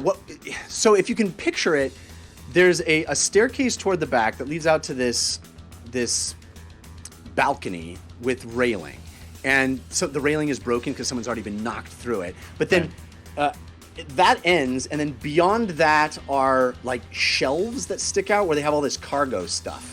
And above those shelves are where the windows are. So it's just like this big, high vaulted ceiling. Sorry, I'm doing it very poorly with the camera. A big, high vaulted ceiling that kind of arches up to a point. You know, it's kind of like a boat, a ship upside down. You know what I mean? Like the hull is the ceiling. Yeah, and I so get it. there's these shelves along the side at various increments. And so you could get up to this balcony and you could leap to that and then smash a window here and get out. But then it would be, the second story. Oh, I'm fine with that. I'm going know to. you are. I'm going to whisper to Fahima upstairs, and I'm going to pick Choron up, pull a dagger, put it to his back, and escort him upstairs. He says, no, must do this. Get my family. What have you done? What is going on? Why? Is he resisting? He is resisting. I'm going to pop him in the back of the head with the dagger. Oh my god. You'll lose invisibility. The hilt of the Is he dagger. resisting? Let me ask this: is he resisting enough to where I can't physically move him, or is he letting me move him? I think you would have to do a contest of strength to physically move him. Okay, then I'm gonna do that. Okay. So you have advantage from the Carson that was countered by Grim Faded. Do I have advantage because he's restrained, or no? For pushing him. I think he's physically resisting your movement. It doesn't necessarily. I mean, I guess you could twist. He's still his manacled, arm. though, right? He's still Yeah, manacled. he's still manacled. Yeah, you get advantage. Okay. Let's see what his roll is. Oh, he got a natural 20. Oh! Awesome. Well, Oh I can't my beat that. gosh. Unless you roll a nat 20. I did not. Yep. Okay. I had Advantage, advantage from double Grim advantage, Faded is that was invisible? countered by Will Bitson. What was that, Jessica? Nothing. So So we're still invisible because I haven't attacked him yet, right? no, you're just shoving him, right? You're just Okay, kind of you haven't yeah. inflicted any damage. Okay. So he's assuming pushing that's my back turn. against you. He's pushing back against you, and he's looking down on himself, and he's seeing that he can see through his own body, and he's confused and doesn't understand what's going on, and he's like, "Just find my family. What are you doing? I trusted you." So you were unsuccessful in moving him? Correct. Is that what that was? Okay. Correct. So you're still right next to me. Yeah.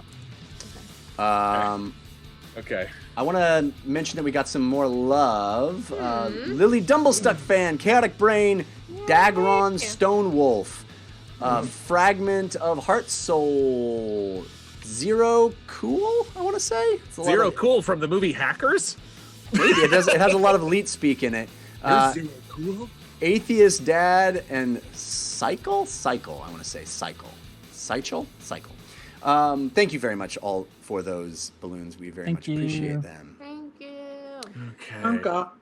Okay, so That was unsuccessful. Another round of chaos and disordered.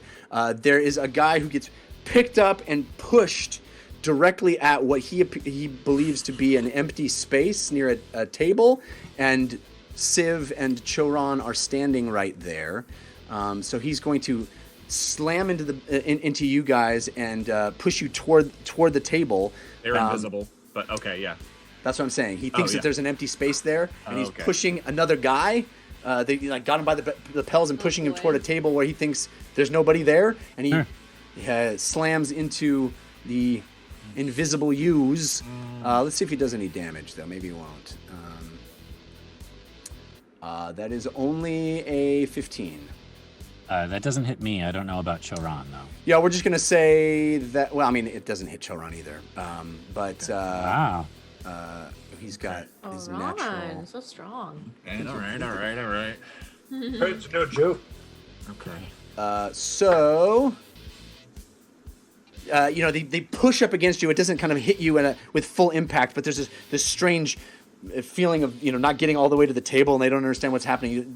The two of you feel that these guys press up against the back of you, and there is another attack at Lily from some folks swinging punches. That was a natural 1. She's still behind the bar with Sharfer, right?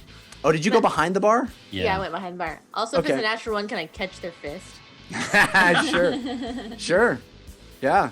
Yeah. I mean, they come over, reaching over the bar and kind of come down at you. You catch the fist and you look them dead in the eye. And I'll say, "Where's your mother?" Where's your mother? That was an attack made against Lily by someone. Yes, That it was. I'm gonna grab the guy that kicked me, grab him by his legs, and try to pull him down onto the guy that Lily's fist caught. I love it. Ugo's the only one here actually participating in a bar fight. I wanted to do this out of my life.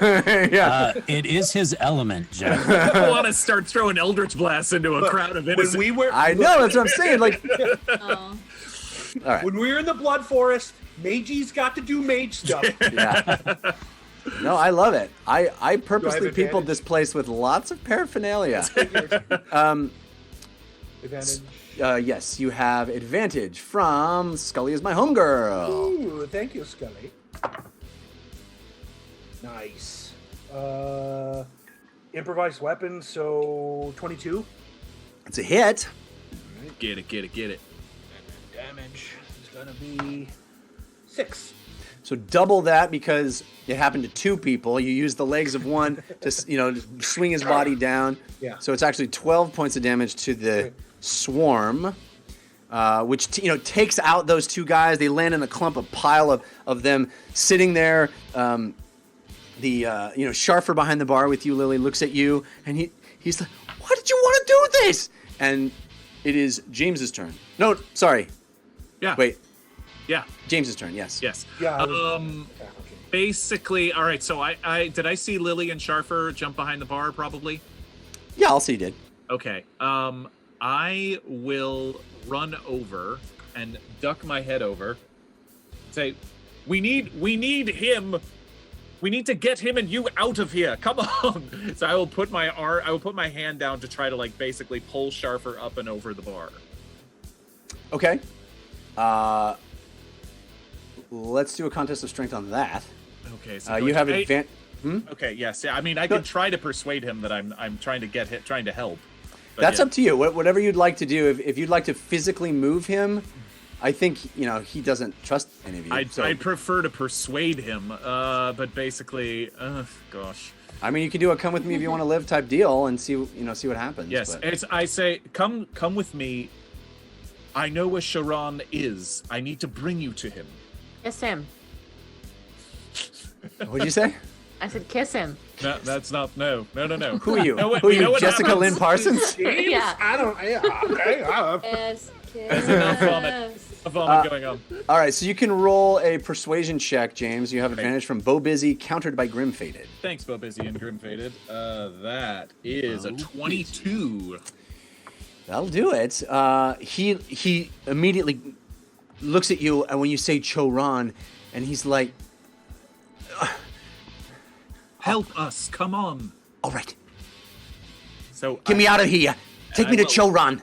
I will lift. I will take his hand and start leading him back towards the table. I can't see Choron right now, but Right. if there's a quieter area of the bar, like behind, back where the tables are, or anything like that, I'm trying to get us away as much. I mean, as if you could lead him into the kitchen, would be the only place where the fight isn't actively happening. But this place, I mean, it was a pretty full bar, and it is, you know, Yeah. it's literally like you pick up this guy behind the bar, you turn your face, beer stein flies across your view, you know, Right. something falls from the ceiling and smashes. Yes. It's that kind of every Okay. movie you've ever seen, you know. Then I will, so I guess I will try to start leading him towards the kitchen, but I'll be calling out back behind me, Whitebeard's crew, to the kitchen, come on! And kind of, yeah, because I can't see Fahima, Orchoron, or Civ, so I'm But you just, did make eye contact with me. I did, yeah, but I can't see now. Right. Yeah. So as you start moving, one of the thugs, one of the bar patrons that had been helping Sharfer turns and kind of makes to swing at you, and Sharfer puts a finger up at him and nods, and you are allowed to keep going without being attacked, and you're Okay, making great. your way toward behind that back area. Good. But that doesn't mean that the chaos has stopped. There'll be another guy comes running and flying at you, Uggo, with two lobsters, one in each hand, and he's coming at you with you know. Dinner time! Yeah, and that is that's a 7. I'm sure it misses. Yeah, that misses. He comes at you, you know, with lobsters, lobster, you know, and you turn as he goes by, and he comes and hits his chest on the bar, and the two lobsters go flying back, each of them shattering another one of those ships in a bottle, and you see a ship with a giant lobster hanging off of it on this shelf. He's kind of knocked the wind out of himself on the edge of the bar. It is Fahima's turn. Wow, I didn't need to do anything. Alright. So I'm going to pull the dart out from my face. You said it, my face. Wow. My face, my beautiful face. Yeah. Wherever it hit me, and I'm going to actually, I'm invisible, huh? So it's like there's no use. Well, I'm gonna do it anyway, even though I'm invisible. And hold the point to where I think Choron's skin is, and I'm gonna Okay. say, "Look, we need to get you to safety, all right?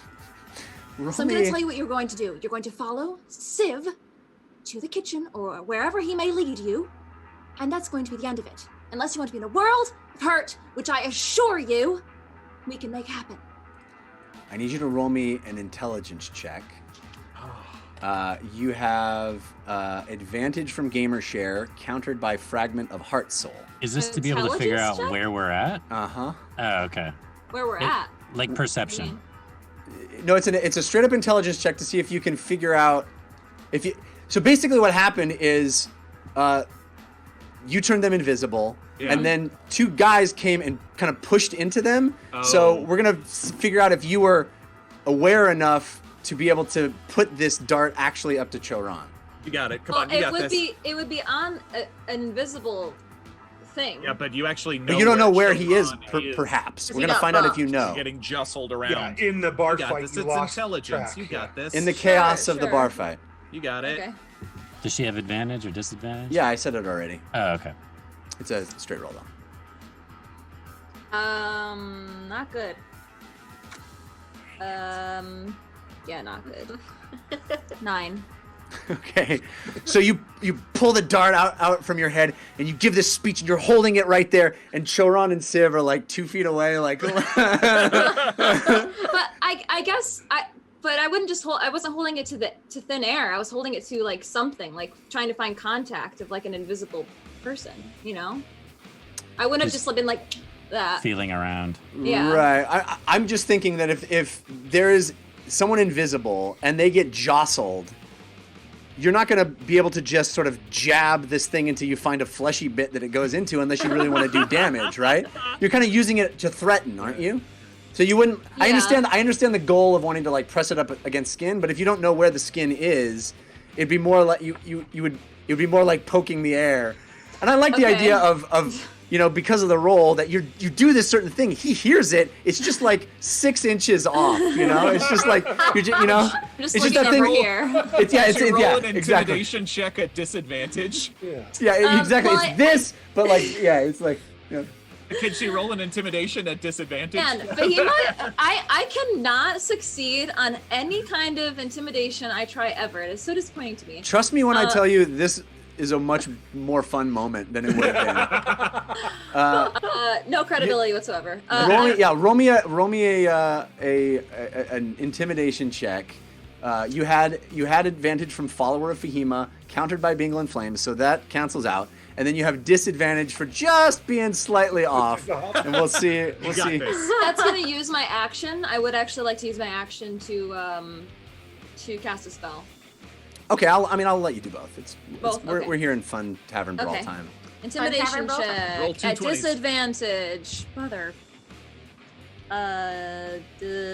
That's a 12. Intimidation +1 is a 13. Terrible. Yeah, not terrible at all. I mean, Choron, he's got his head covered. He's invisible. You're invisible. He hears your voice nearby. And he gets the gist of your words. He understands what you're saying. Yeah. There's just no real threat of physical violence. It's just like, but he understands the urgency of what you're saying. Very intimidating too. Something. Thanks, And- guys. I love it. Thanks. I love Thank you. And Civ, you feel him. You feel the tension in him that was pushing back against you, kind of relax slightly as he's, overwhelmed by what's happening and kind of hears Right. Fahima make that. So, what is the spell that you wanted to cast? I know it will drop my invisibility, but sacrifices must be made. I want to target some non-magical flame that I may see in this tavern, perhaps like a sconce that has, Sure. the light Yep. on the wall. Plenty of it. And I want to cast pyrotechnics. There's also a and- fire in the hearth if you want to do that. Oh, great! Yeah. Blow it Whatever up. makes most sense in this space to create smoke, a thick black smoke that will spread out from that place in a Nice. 20-foot radius. Okay. And the This area. is real smoke, not magical smoke, right? Yes, This is real yes, smoke. Yeah. real smoke. The area is heavily obscured, and it will persist for a minute. It's not concentration, and the goal with that is to just like obscure the space so that people can't see what they're doing and they might disperse. Yeah. I mean, you definitely create a billowing black smoke from the hearth that's in the back of the building, and you hear fire, and people are kind of scattering and still throwing punches at each other, but also sort of helping each other up and running out of the back of the building. There's a chaos and a kind of almost an evacuation that's beginning. Great. So we're up to Lily. Okay, so people are yelling fire. Are they leaving? Yeah, I mean they're running from the back toward the front of the building where the exit is, and so there's fewer violent actions being attempted, and more just like let's get out of here and save ourselves. Things have gotten really bad, let's get out of here. And James has taken the bartender.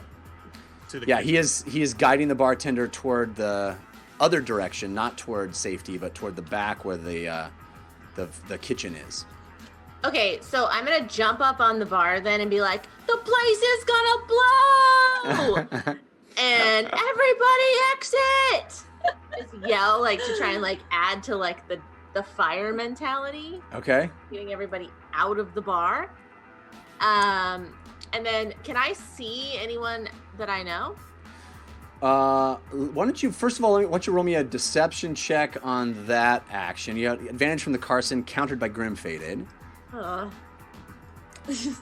the way, Fahima, when you cast that smoke effect, you appeared, and and Civ and Choron noticed that you are just not in the right position. For you know, you're like, I'm gonna get you, and then you cast a spell, and then you appear right there. Yeah. All right, Lily, what was your roll? A dirty 20. Nice. All right, No yeah. wonder no one wants to give me my first kiss. Look at me. And then I am going to. So I'm hoping that kind of starts to work. Yeah, definitely. People are panicking and freaking out, and it's that thing where one guy's got another dude by the neck, and they both got each other, and they hear you, and they both let go and start running. It's that thing where the fight now is no fun and not interesting, exciting. It's now we're all gonna die in a fire here, so let's get out.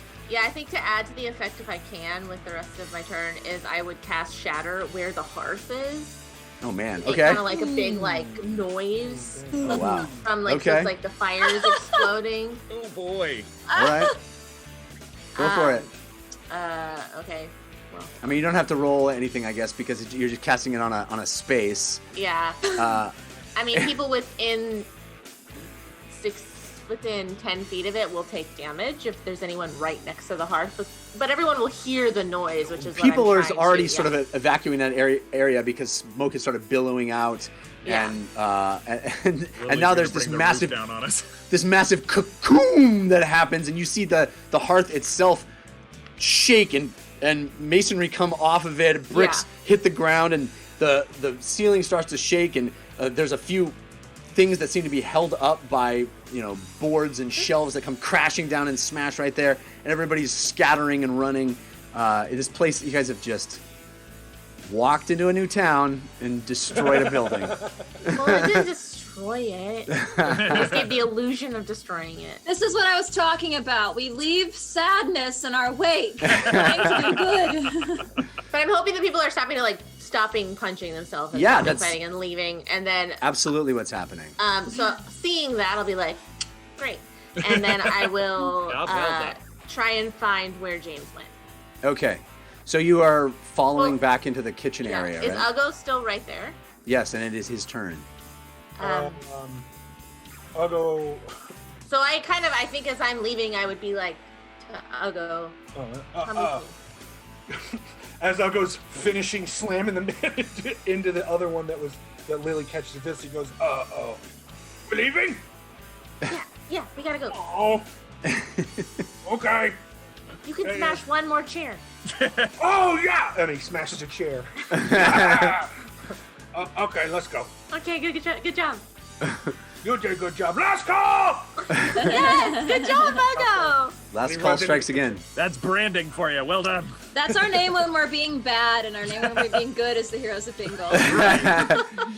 All right, so White hat name and our black hat name. Yeah. Ugo picks up a chair, smashes it on the ground as he's walking out. One last kick to the side, to the wall, to the bar, putting a hole in the Grab a beer if I can, if we're going out of jail. Snatching a stein, and you guys make your way into the back area. Civ and Choron no longer resisting you, kind of persuaded by the combined efforts of Fahima and James. Also, as the throng is passing you guys are kind of moving upstream against the grain, against the movement of people who are all fleeing this smoke billowing out the back, out where the hearth is roaring and has been destroyed by Shatter. And you guys all sort of move past these screaming, shouting patrons and move into the kitchen. And that is where we will have our intermission. So, when we get back, we will pick up right there. I do need to. Do I have folks to thank? No, I don't think I have that updated in my thing. We'll do it. But when we get back, most of the crowd has been rushing out the back of this building. You guys have created a crazy amount of chaos, smashing and demolishing on your way. I just imagine an employee, and there's a sign that's like number of days since a fire, and they're scratching that out. Number of days since an explosion, and they're scratching that out. I mean, why do Number you of think days so? since an orc threw a mallet at Iguanti's head, and they're scratching Very that up. specific number of days. Yeah. Yeah. So you guys are rushing, and your last view, besides the guy with the chalk, your last view as you push an invisible Choran into the kitchen, and all of you kind of make your way into this back area, is to turn back, and in the smoke, the billowing black smoke, you see this enormous pirate hat and this enormous white beard grabbing people, clotheslining them as they try to make their way out, picking other people up, slamming them into the ground, laughing. And you guys turn into the kitchen, the smoke billowing, and this white beard stark against the black smoke, just laughing and smashing and laughing.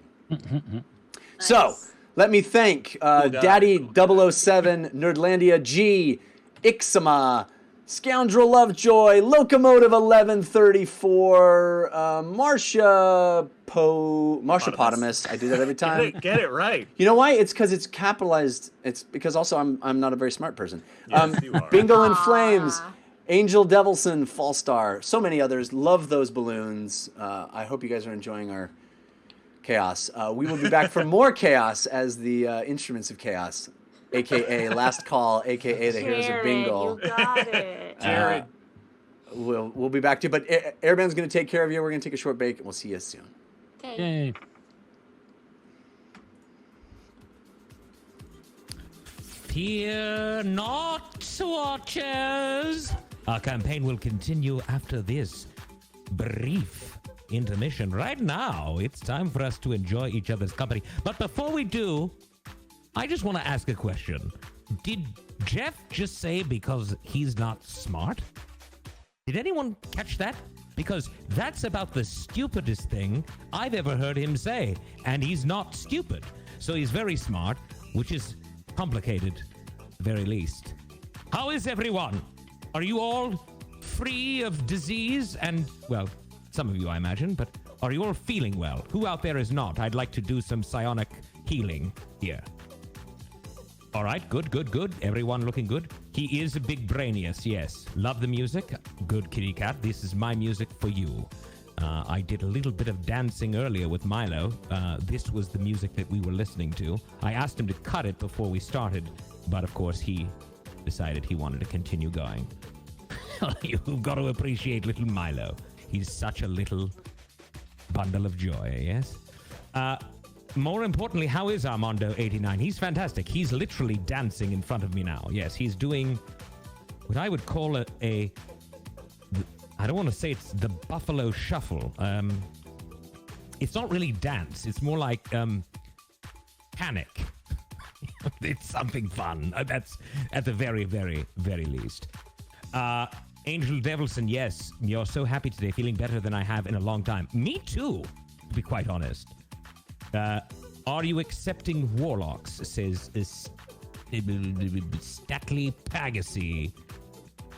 Accepting warlocks. Well, i.e., am I patroning them?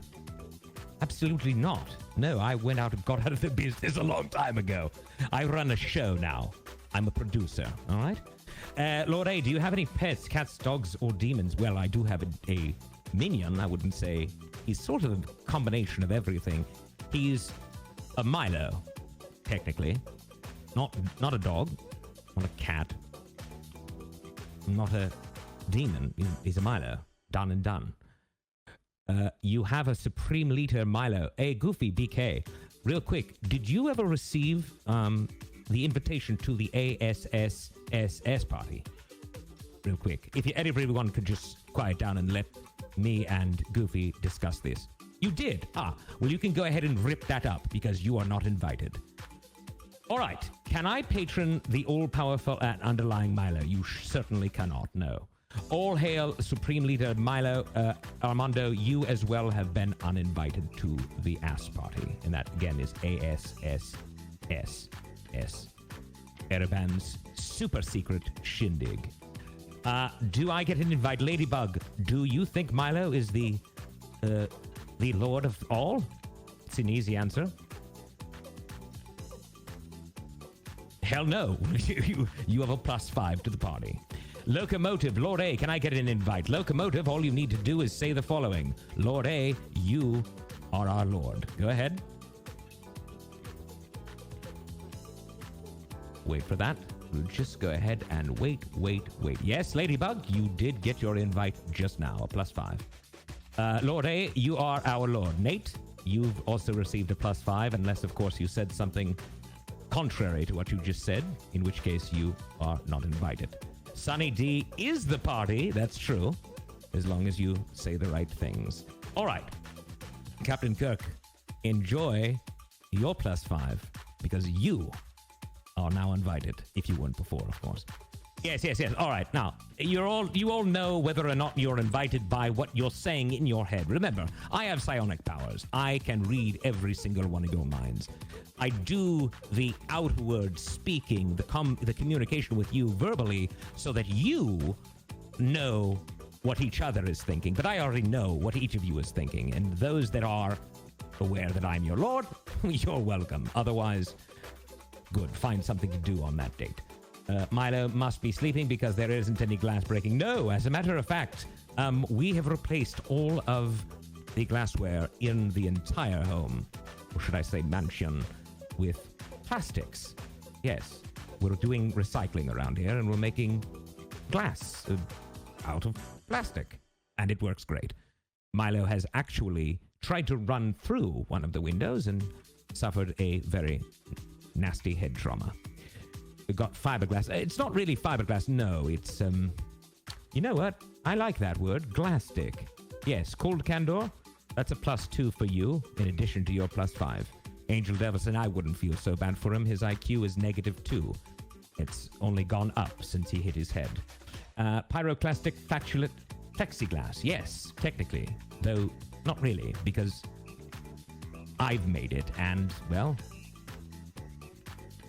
it's Arabian glass, Araban glass. It's illithid glass, illiglass. It's illiglass. I don't know. I hate the word. I'm not going to continue on that front. Was it funny when he hit the window fragment of the heart and soul? Not really. I feel so bad for him. He has died so many times at this point, and at the end of the day, he really deserves all the best. Araglass. You know what, Lee Burke? You win an additional +5 to the great ass party. It's Milo proof now. Yes, of course. Yes. A license to illithid. Goofy? Did I say you weren't invited? Because you just were re-invited. Yes. Ooh, transparent aluminum. Oh. Can I get that? Where would I didn't even know that was available. Oh, I love you too, Dagron Stonewolf. It's wonderful. Have to go. Hope to be here next Wednesday. Joshua, Jesua, 96. We will miss you, and we hope you return here as well on the next of Wednesdays. Put Milo repellent forces everywhere and record it for us, Lord A. You're saying, technically, that you would like me to kill my minion again?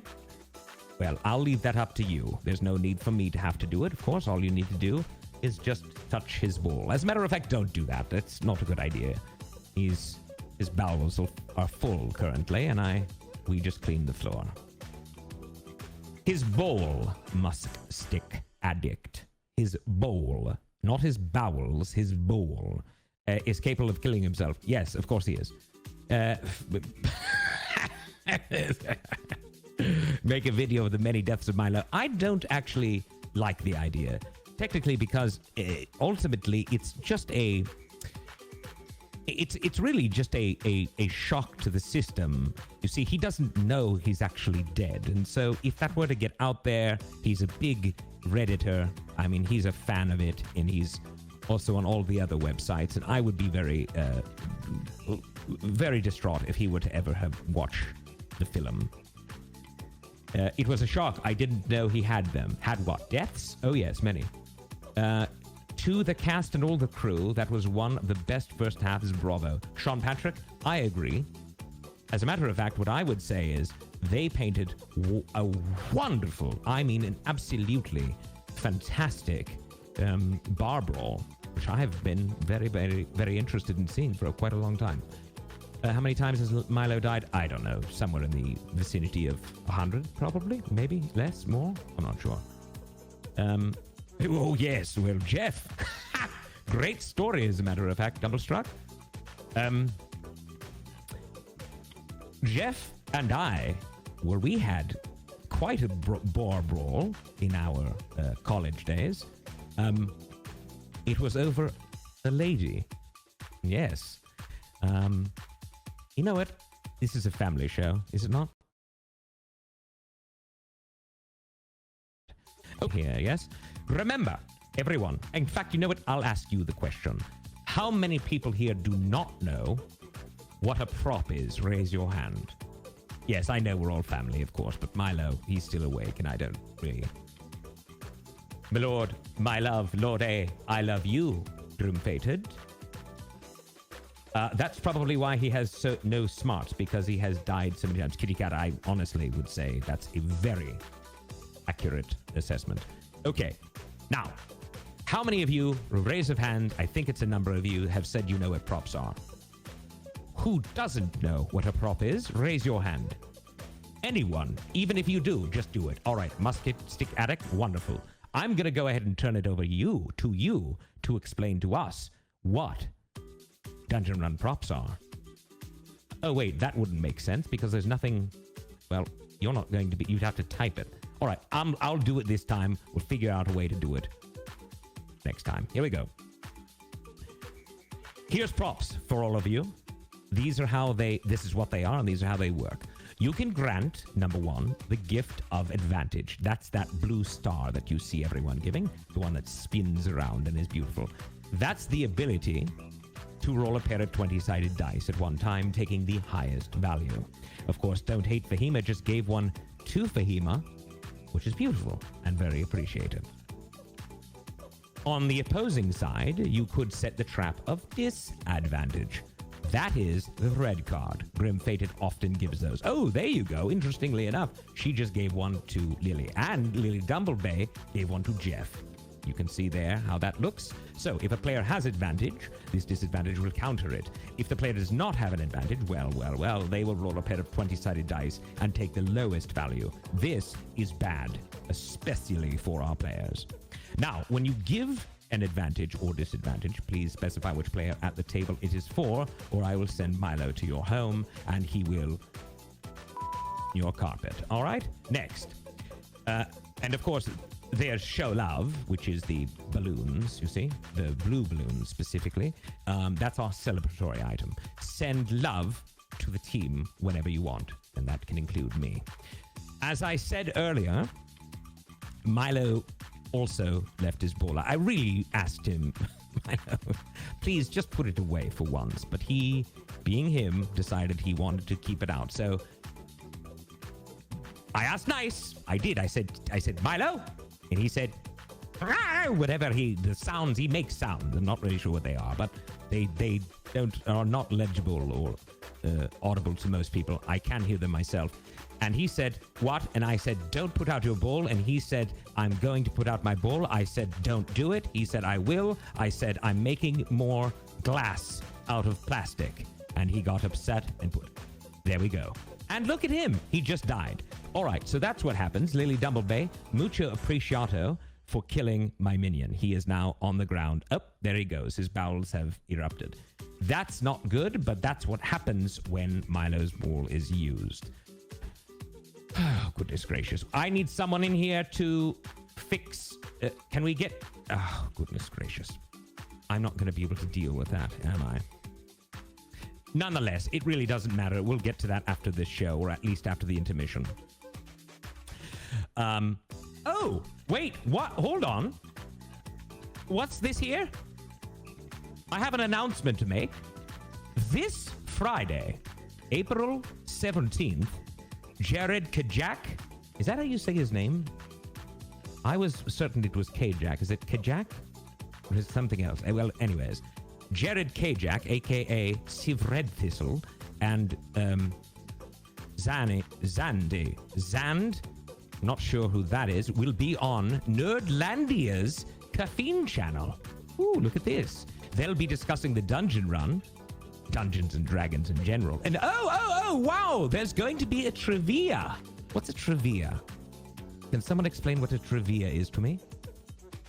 Just in a few sentences, perhaps? A trivia. Not really sure what that is. I'll try to get some details on that. I really love trivia. I really do. It's what the line it's written for me here. I don't know how to understand it quite. The pop quiz. Trivia is a lot of questions. Questions. Oh, yes, I do love trivia. So, if you want to check it out, do so at 12:30 p.m. Pacific Standard Time. Now, if you live, perhaps, let's say, I don't know, on the East Coast, you are aware that there is a different time zone for you there, yes? Or perhaps maybe Musk Stick Addict, you're in, Australia. Yes, so you are certainly not on Pacific Standard Time. So make sure to check your calendars and or your phones or whatever it is that allows you to make the delineation or the deviation, if you will, from the time that I am posing here, which is the following. 12:30 p.m. Pacific Standard. Here's what I would like to tell you now. If I hear anyone come to the show next week, okay, and I mean on Wednesday, and say, oh no, you gave us the wrong time, Lord Ereban, I'm going to say, what time zone are you in?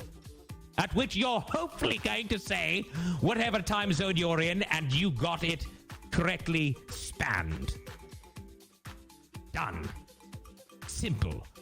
All right, so 12:30 p.m. Pacific Standard Time this Friday, and you can see it at caffeine.tv/nerdlandia G. Let me spell that for you. caffeine.tv/NERDLANDIA G. Done and done. Sounds like a blast. I'll be tuning into that for sure. I hope to see you there. I really do. I'm joining. I don't care. Hopefully I can win whatever trivia they have. Okay. That's it for those things. Eastern time. Oh! Blues! Blue Fox spells. Thank you for that. Thank you for confirming that 12:30 p.m. is in fact Eastern 3:30 p.m. Of course, at 12:30 p.m. Pacific is 3:30 p.m. Eastern. Thank you. Very, very, very nice of you. Does anyone else want to share their particular time? Yes. Okay, so Scoundrel Lovejoy, Central are giving us that time. Anyone want to share another time throughout the world, perhaps? Even if you don't live there, maybe what's going on in Korea, what's going on in India, perhaps somewhere in Iran, or the Great Russia, or perhaps even the UK. You see, there's all different times. TDR, never heard of it, but sounds like a great thing. Currently, it's noon in Korea. Is that true? I was not aware of that.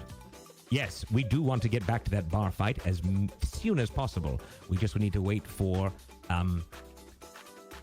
Civ to be done with his beverage, I believe is what we're waiting for. Is that what we're waiting for? Who? Oh, Milo. Yes. Milo. Who are we waiting on? Fine. I'll mute the thing so they don't hear it. Can you tell me who are we waiting on specifically? Oh. They're not ready yet. Why? What are they doing? They're playing checkers? Who? Civ and Uggo are playing checkers. He's teaching Uggo how to play checkers? Well, they have a show to do. Tell them to stop it. Right? You think I enjoy being here, sitting here like this in front? Well, I do. I mean, I love being on camera, but not when there's a show to have, you see. What is my favorite drink? What is your favorite drink, my lord? Ladybug says. Very, very simple. Brain vodka. Yes. Ha! It's Dungeon Run halftime. That totally tracks. Oh, yes. Yes, it does. That's an excellent idea. Let me throw that over to the team and see if they're willing to all bring their spawns on to camera. Those that have them, of course. If you do have spawn, that is children or offspring, whatever you call them, humans, feel free to bring them on and introduce them. If you have an animal or some sort of minion, feel free to do that too. In the meantime, I want to thank all of you who've shared tonight's show. If you have not, I ask you to do so. Hashtag, please, the dungeon run. Try it. If you've never tried it, it's great. It makes you feel fantastic inside. Also, remember, I'll be joining you in your social conversations around the game. Now, it's time to rejoin our adventurers. Enjoy. Spawn. have any happy spawn. if Airband wants to babysit my spawn, he's more than welcome. It's tougher with this. What's his quarantine day rate is what I want to know. One for each tentacle, I think. I want to thank some folks that gave us balloons over the break. I love those balloons. Love those balloons. Balloons are the best. Calcifer Hearts Meep. Nope. Yep. I don't know. Sure. Calcifer Hearts Meep. Silver from House Movie Castle. Yes. Oh.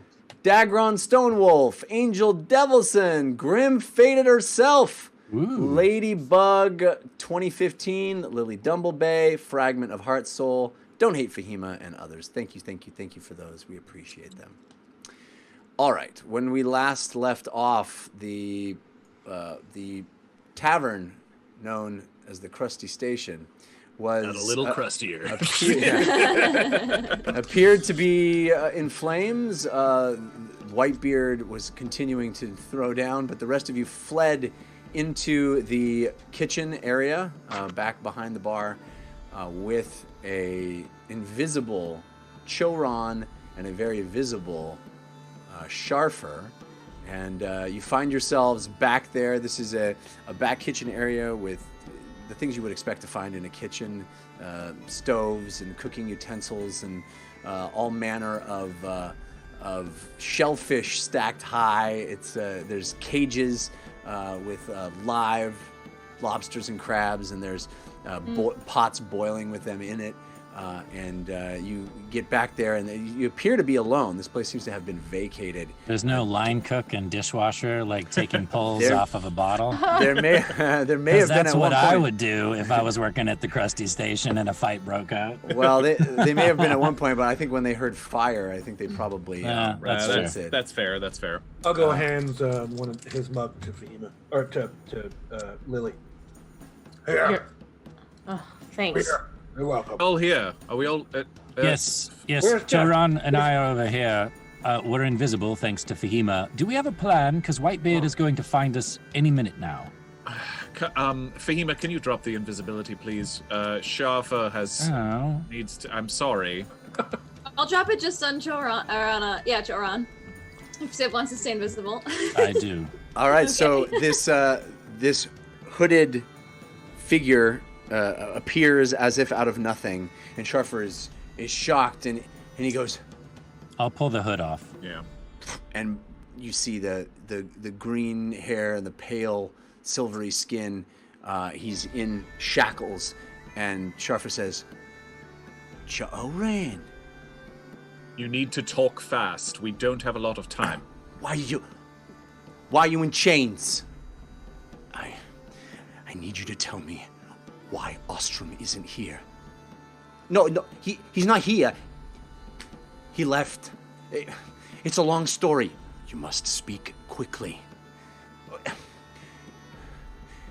There were other mercenaries. They raided this place. They came here looking for your family, and Is he still on the island?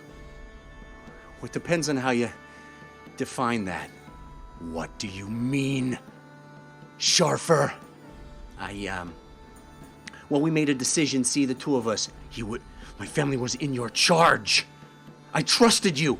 No, you could still trust me. You could still trust me. The thing is, see, Ostrom, he made a decision, and he decided the enemy you know is worse than the enemy you don't, and so he rolled the dice. This is not the time for you to speak in vague.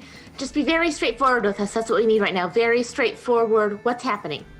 He took your family to Castle Rum. What? Why? Why would he do that? He figured it's the only place they wouldn't look for you. Fine. And for them, Okay. it's the only place they wouldn't go.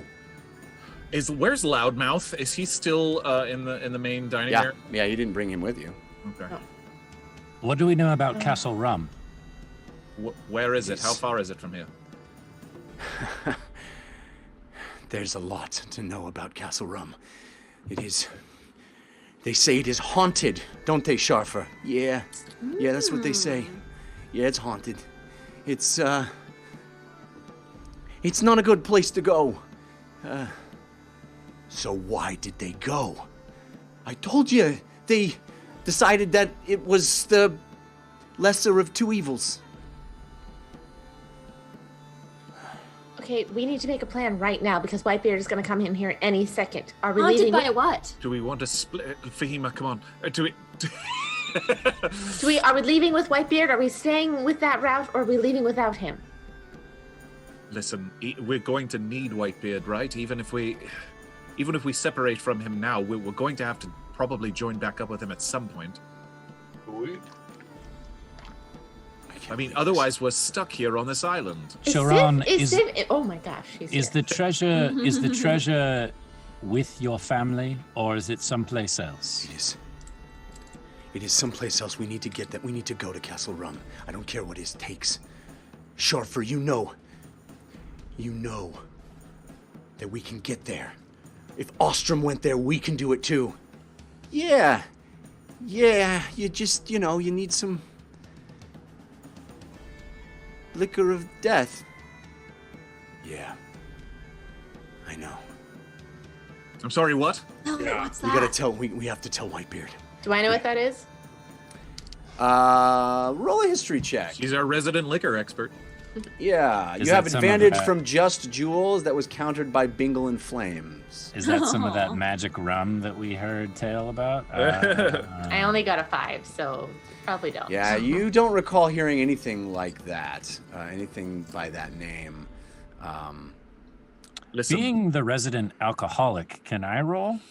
I mean, you can make it at disadvantage if you want. Sure, you actually have advantage from Angel Devilson countered by Grim Fated. You can roll, let's do a straight roll, see what happens. Probably not. 9. Yeah. No, you don't recall hearing anything about that either. But clearly Choron knows and Sharfer knows. And Choron says, we will need his ship. And we will need a very skilled captain. We need him to take us to Castle Rum. I need to save my family. yes, Please. yes, we will. All right. It's All right. across water? Yes. There is a channel in the Isle where some say the Quake Warden himself moved the earth and separated the land to protect the rest, that the danger of the castle was so great that he wanted to protect the rest of the Isle, and so literally reformed the earth to isolate it from the rest of the island. So, yes, you have to get there by boat, by very, very fast boat. Do you know a store where we can buy liquor of death? Sharfer? You have some. No. We have a very, very fine establishment. I don't. I know. I I don't- loved all your selection. It's very nice. We don't. Yeah, it looks real nice in there right now. We don't do anything illegal here. What are the Where do we properties go? of the- what are You the need to go to properties the. You need to go to the Viscount on Ocean Skull Point. And listen, I know it sounds like a fool's errand, but I think that's what Ostrom did. I'm not sure. You want us to go to the Viscount? Is he telling us the truth? You want to roll an insight check? Yeah, insight. Yeah, insight. I'll do that as well. On Sharfer or Choron or whom? Sharfer. Sharfer for sure. So Uga, you have advantage from Locomotive 1134. James, you have advantage from Pytyra Stormblade, countered by Grimfaded. I'm also going to roll one. 11. Lily, you have advantage from TK421, countered by Grimfaded. Okay. I got a 19. So did I. Nice. The two of you are watching this exchange very intently, and you see. It seems like two people who are not performing for you. It seems like two people who would be having this conversation whether you were here or not. And it is very intense. It is very heightened. They both seem very passionate and emotionally invested in what they're saying. Okay, Chiron, do we need him anymore? Who? The bartender, this guy. No. All right, this is what we Yeah, we go have ahead. to. We have to go out there and we have to convince Whitebeard that we have not all come in here to the kitchen to have a chat. That's fine.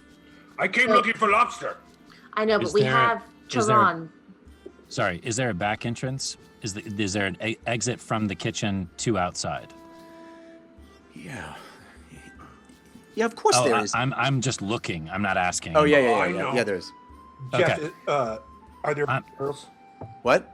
Sorry, Jared. Go ahead. I'm gonna start taking Choran towards that exit, if it's a door or a window or whatever. Where are you going? I wanted to ask a question before we leave. I'm taking him outside. He is not. I'm taking him outside. Okay. So we'll meet you out front. Who are you asking a We question just of? see him Fahim? like getting dragged by an invisible force. Yeah. What are the properties of this rum of death? It's who are you asking? Choran or Sharfer? Whoever said it in the first place. Sure. Whoever said you'll need the rum of death The to liquor go of to death. Castle Liquor Yeah. of Death to go to Castle Rum.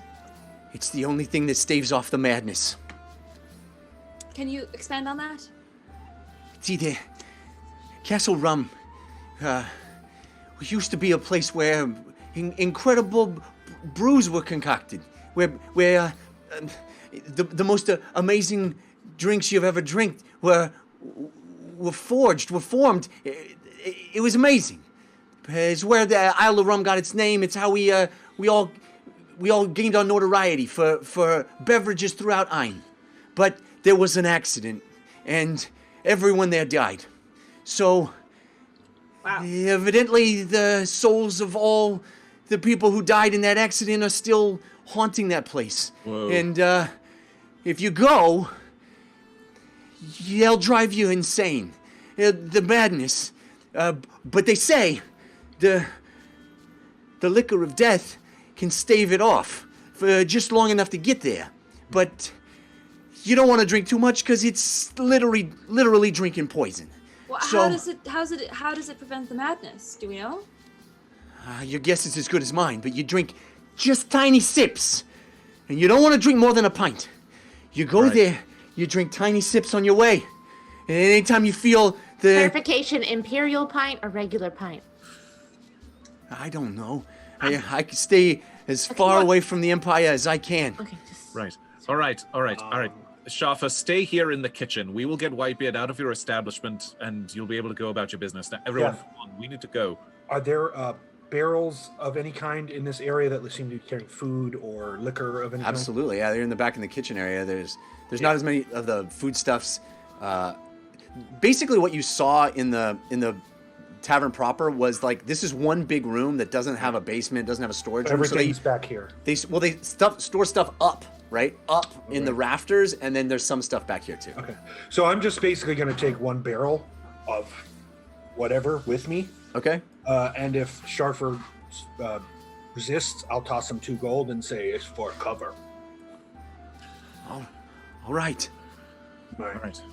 It's just this little halfling with this crazy curly hair and this bandana who's like out of his mind. He opens the door to the kitchen and looks out into the rest of the thing, and he goes, "Whitebeard's still out here." Mm-hmm. Yes. Yeah. Yeah, come on. All right. Fahima, can you disperse this smoke, or is it just sort of here to stay until we sort of blow it out of here? It only lasts 1 minute. All right, good. So it would probably be gone by now. Have people Alright. dispersed from the bar at this point, Jeff? Can we kind of hear that the commotion has? Yeah, basically. So you guys are so Civ, you took Choron out the back entrance, and the rest of you are I'm walking gonna back put through the. Yeah, I'm gonna put the hood back on him. Okay. I'm trying to find a place because I don't want to draw too much attention to us. I'm trying to find a place for us to hide. Okay. I'm essentially buying everyone else time to do whatever it is that they want to do. Right. Well, I would say you have that feature where you are able to know a city without having been there, right? Yeah, sure. So you can find a pretty easily using that feature, find a place to tuck yourself into a. Yeah, like an alleyway or whatever. Yeah, Sure. you can kind of just chill for a little while with Choron. Chilling with Choron. But the rest of you walk out through the doors of the kitchen, back into the big hall. This big hall that is just in shambles at this point. There's I'll make a show as if we continued the fight into the kitchen. I'll even like fire an Eldritch Blast at a chair or something like that. I'll go celebrating like, yeah, I got some stuff. all right. Both of you roll me performance checks. Okay, all James, right. you have advantage from Falstar. Uggo, you have advantage from Grim Faded. Advantage from Grim Faded. Look at that. Oh, Something great. Up is down, left is right. I rolled Dogs and dou- cats I living rolled together. double 12s. Ooh. You said performance? Yeah. Yeah. 19. Okay. So, Nice.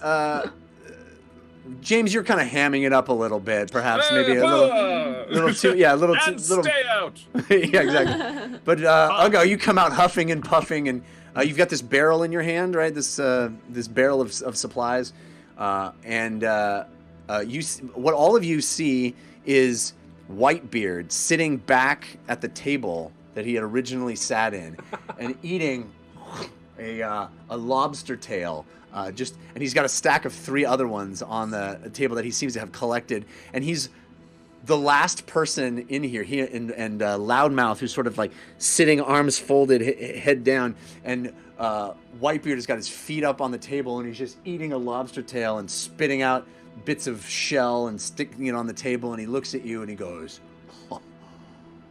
Where did you all go off to?" Here. Our prisoner almost got away from when some Yuan-Ti tried to drag him into the kitchen, but we were able to get him, and Civ will meet us with him out front. Mm-hmm. Civ will meet us with him out front. Yeah, they barely escaped, but we took care of them. Don't worry. And you see Sharfer peek his head out from the kitchen and walk out and survey all the broken, destroyed bits of crate and barrel and tables smashed in two, and he looks over at Whitebeard, and there are Yuan-Ti bodies unconscious on the ground. There's other bodies, people crumpled in heaps. Not a ton, because most of them have been yanked or pulled out as people thought there was a fire. No one actually wanted anyone to die in here. It seems, at least the rabble didn't. But there are definitely some Yuan-Ti that the Whitebeard knocked completely unconscious that are still in piles, and Sharfer comes out and he goes, "What did you do in here?" And Whitebeard goes, "I exerted my will." Right. Well, we should probably hit the road. Yes. Yes, and I think we have some information on the next step in our journey to Right. to retrieve this Find the liquor of death. treasure. Do Yes. the Yonsei bodies look looted yet? No, not particularly. No, they're just sort of sitting there in a heap. Civ's gonna kill me if I don't loot these bodies. So on right. our way out, I'll just take up the rear of the caboose and loot these. Yeah, bodies. you've found about 50 silver in change on them. There's some daggers, and they weren't heavily armed, but they have sharp, pointy things that you could pilfer if you want. Anything picks up the- identifying them, Poison, like perhaps. or similar clothing that would point The them. the daggers themselves look like they are heavily oiled. there's no identifying.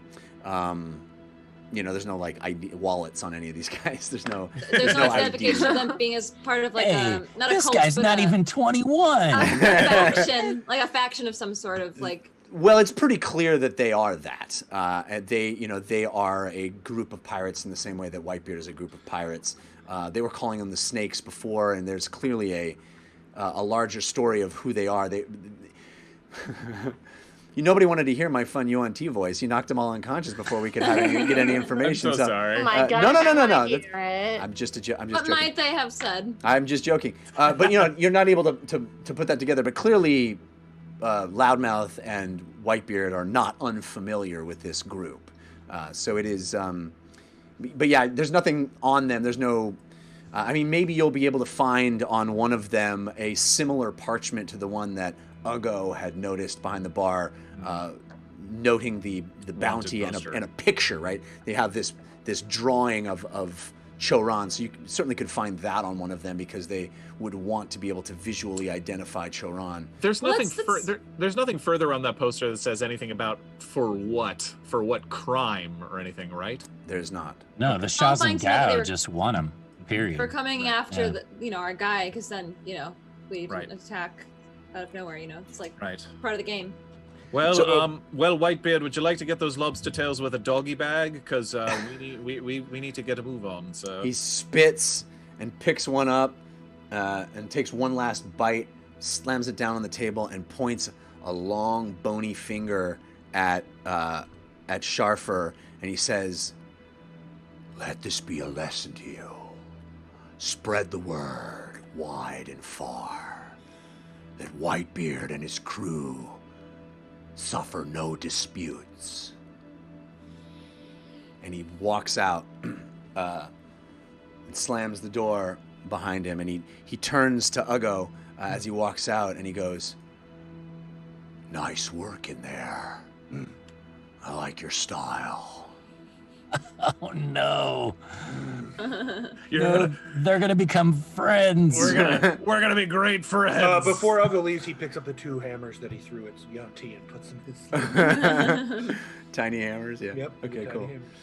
All right, so you go As ahead. we're leaving, I'm just gonna go up to the barkeep and give him all of my 10 gold. Aw. Say, Aw. I'm very sorry. Also, if off the record, if you need any help with rebuilding this, contact Eric Dumblestuck on Bingle. He's very nice, and I'm sure he would send you some rum in good faith. It's very good. All right, thank you. I will do that, I guess. Good luck.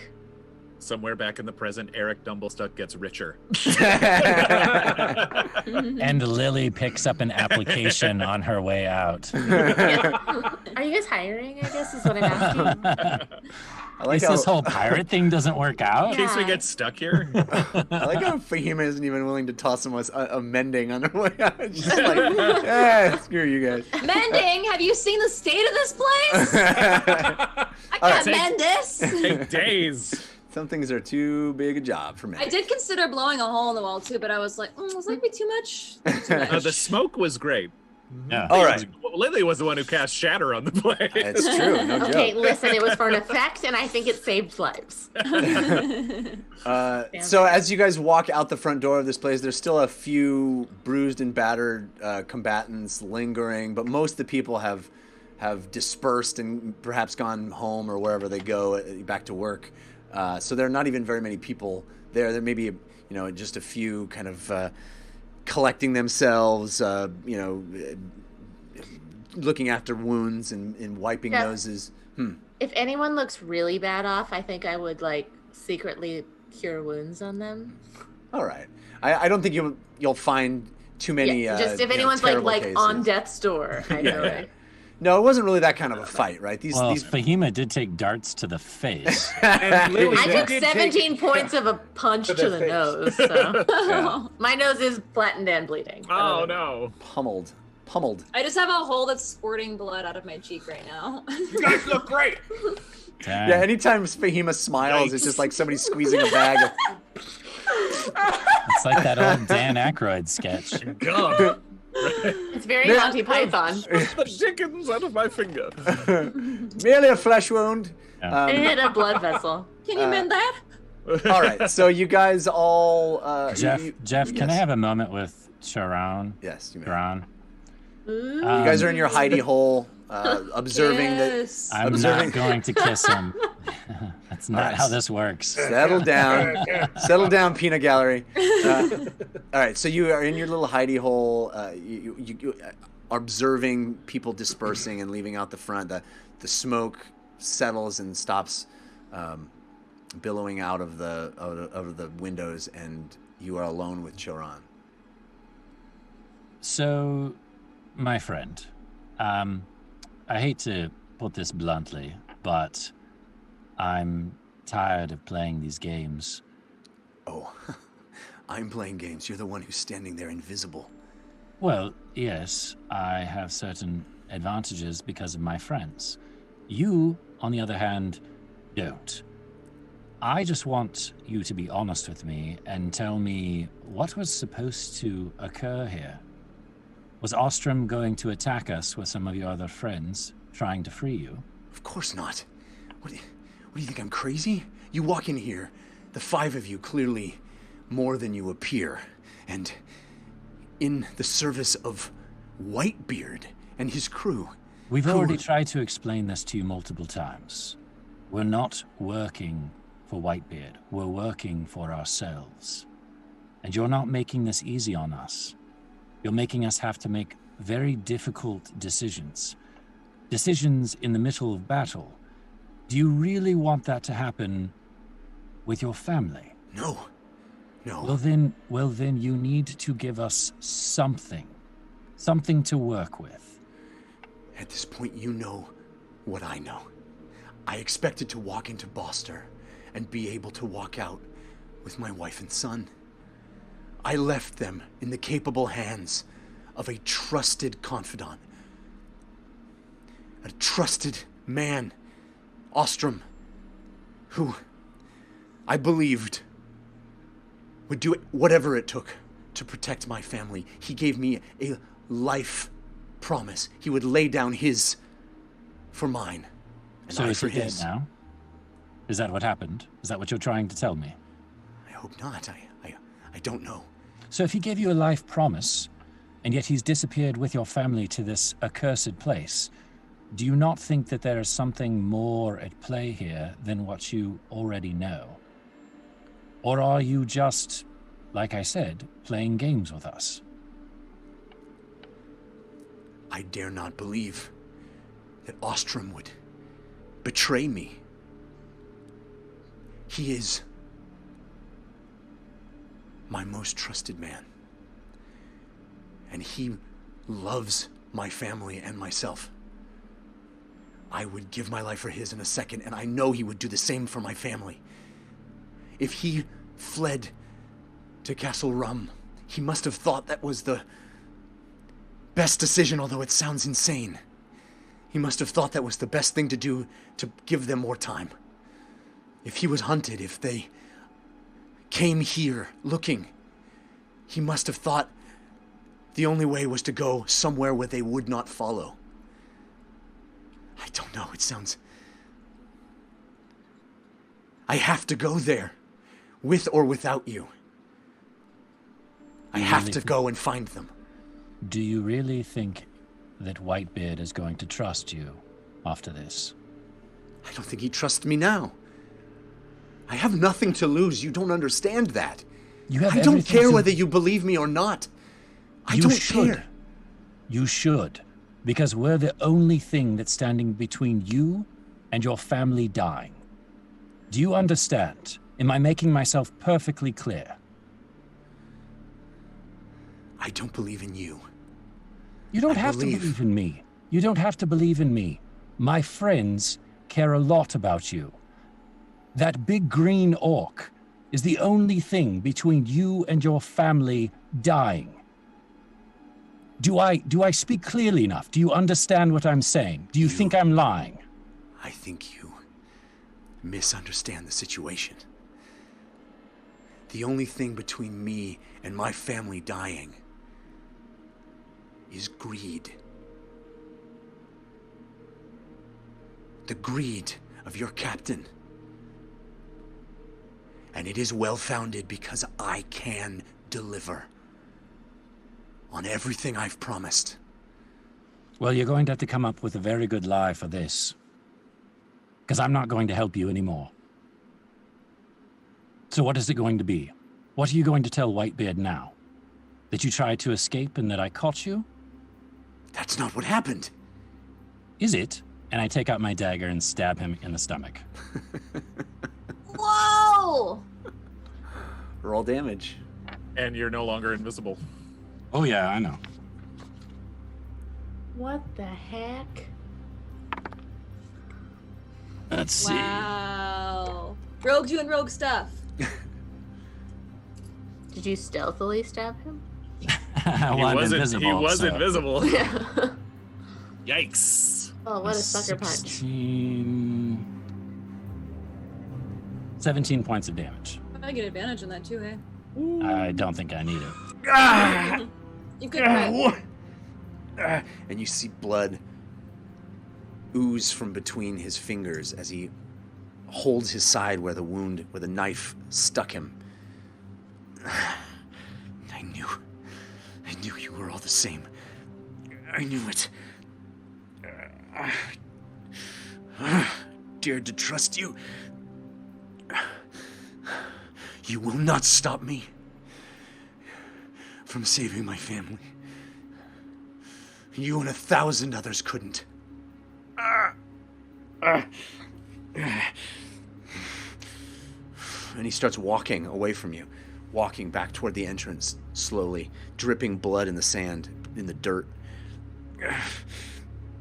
I'm going to slowly walk behind him with my hand on his shoulder and a dagger at his back. And as the rest of you are standing in the front, you see coming around the corner of this large building, this large wooden boathouse that has been turned into a tavern. You see Choran in tatters, visible, with a wound that is clearly gushing blood from his side. And as he walks to you, he looks up, and Whitebeard spies the two of you coming around the corner. And Choran says,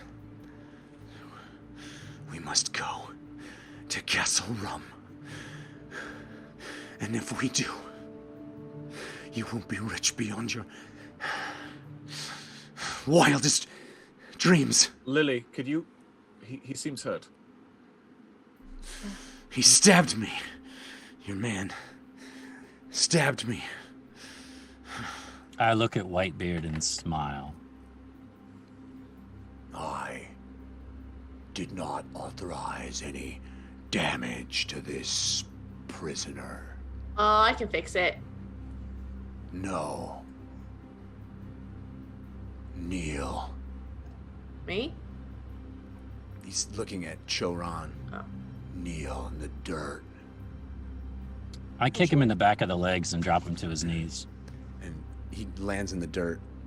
And he turns to Yusuf and he goes, "You kneel too." I sheath my dagger, I look over at James, I look at Uggo, and I do not kneel.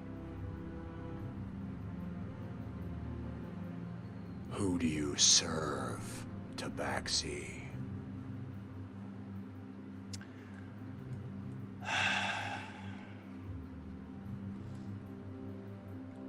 You're making this very difficult for me, James. What do you mean? My hand starts to twitch, and I start to take a half step towards Whitebeard. Civ, You see Loudmouth get I very... need you to think of the bigger picture. We serve you, Whitebeard. You're the one paying us. You're the one who pay.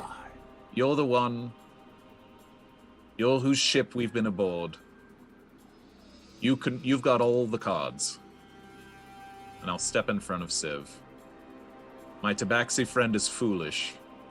Well, you better tell him that. Believe me, I do on a regular basis.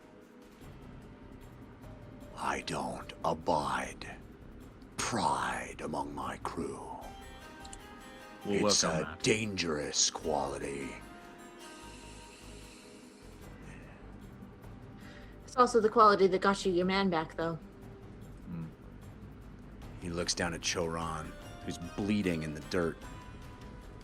And he's gonna- Choran, I will give everything to you, Whitebeard, and even my life if that's what you want. Just get me to my family. I'll say to Whitebeard, he's not lying. I've been inside this one's head. He's got the Shazengao riches are untold.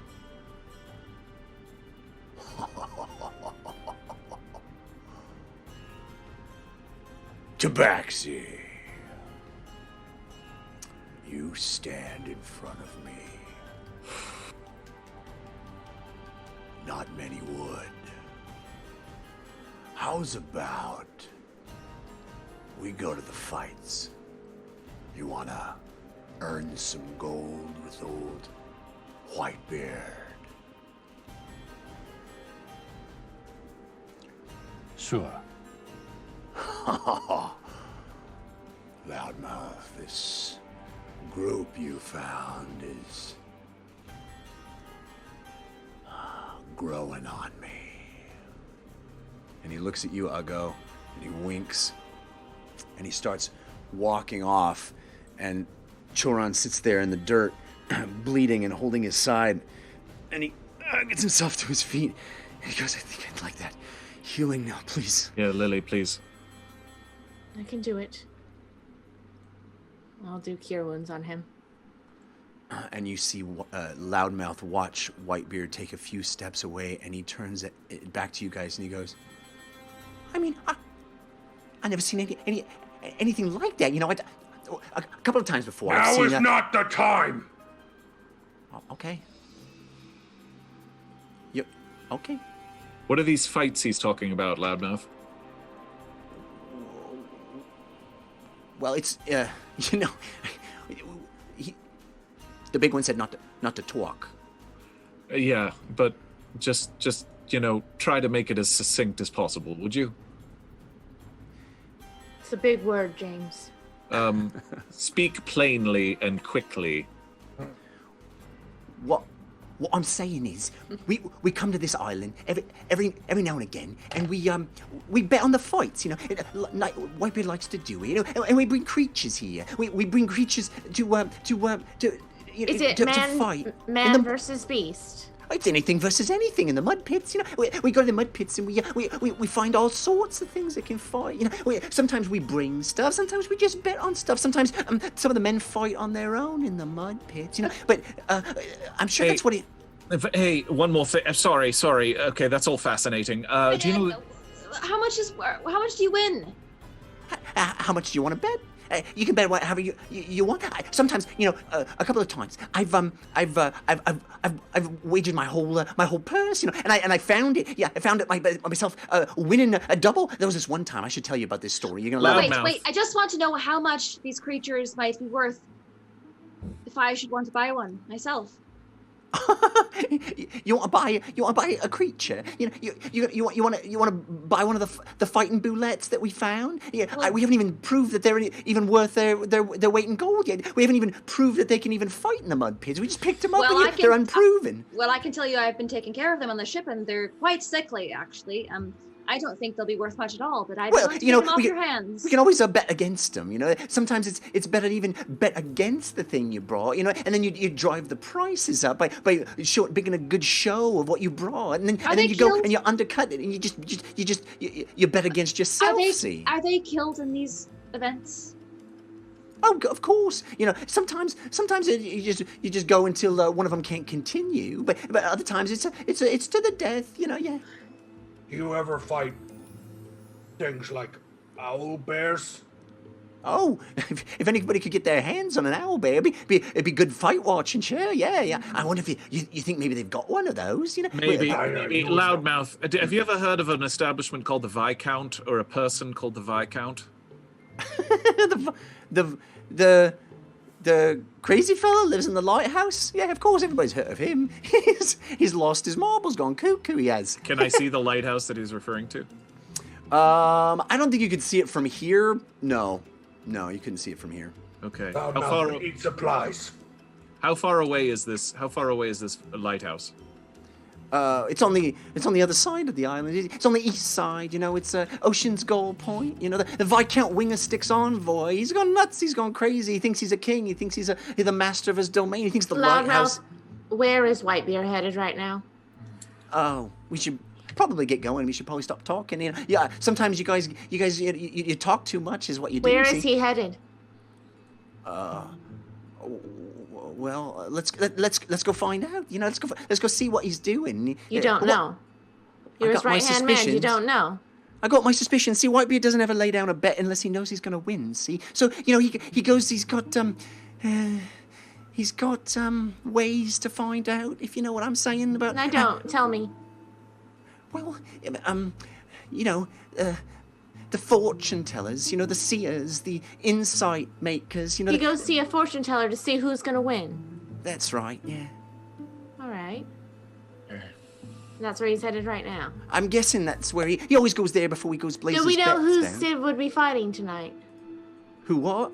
Who Civ would be fighting tonight? Oh. Civ would be fighting. Well, I'm sure he could fight if he wants to. You know, who would he be fighting? Whoever steps up. Whoever gets in the mud pits. Civ, I don't think you should fight. What?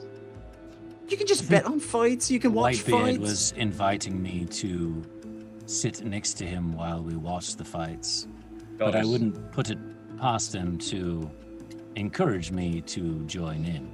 Well, I got to admit, any pirate who jumps in the pits himself definitely has earned a nice word of commendation from Whitebeard, and especially if he wins a bet for Whitebeard, it's been very lucrative before, you know, for lots of different pirates I've seen. In fact, it reminds me of a story of one time. Right, Loudmouth, thank you. Yes, okay, let's get after him. You're right. Come on, everybody, let's go.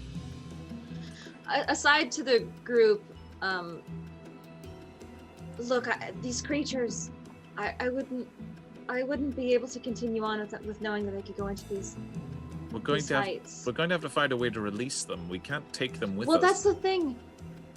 I've been spending some time with them, and if you release them, they'll likely become some sort of invasive species on the island. They're not meant to be here. They wreak havoc wherever they go. If they don't do that, they're going to die. Back in time to save bullets that have no help. Were we sent back here to do that? Is that why we came? Every life matters. I do not believe that is true. There are two things I'm willing to do, all right? Side quest to the ship to release those creatures. Or, if there's a way, perhaps, that we could finagle Civ or Uggo gets into a fight with them. I will do what I can. And then you kill them quick, so they don't feel any pain, or the pain is smaller. Of course. Maybe. Yes. I do not like torture. So what should we do here? I have a question. We need to go. I mean, we're sort of at Whitebeard's behest. We need his ship to go to this lighthouse. I'm sorry, Uggo. What were you going to say? Why did you stab him? I'm sorry, my friend. I just can't play these games anymore. What games? He's lying to us. I do not believe that is true. I do. Why? So you stab him? Yes, to get the truth out of him. That is not how you get truth out of someone, Civ. Would you rather I use my fists? No, I would rather you use your tongue. Did you get the and truth your out of brain. him? He's continuing to lie to us. About what? It does not About make any everything. sense. So, why are you assuming that if you think that stabbing someone in the gut is going to get you your answers? Well, I Gave you your answers. I also thought that Whitebeard was going to need more of a reason as to why we were gone for so long than just we were hanging out in the alleyway. Mm-hmm. Makes sense that he would try to escape. Is Charon still with us? He and Loudmouth are walking. I'm assuming you guys are conducting this conversation in a way that is not overheard. Okay. Okay. So what do? We go to these fights with Whitebeard? Well, we also need to gather intel on where to get this liquor of death.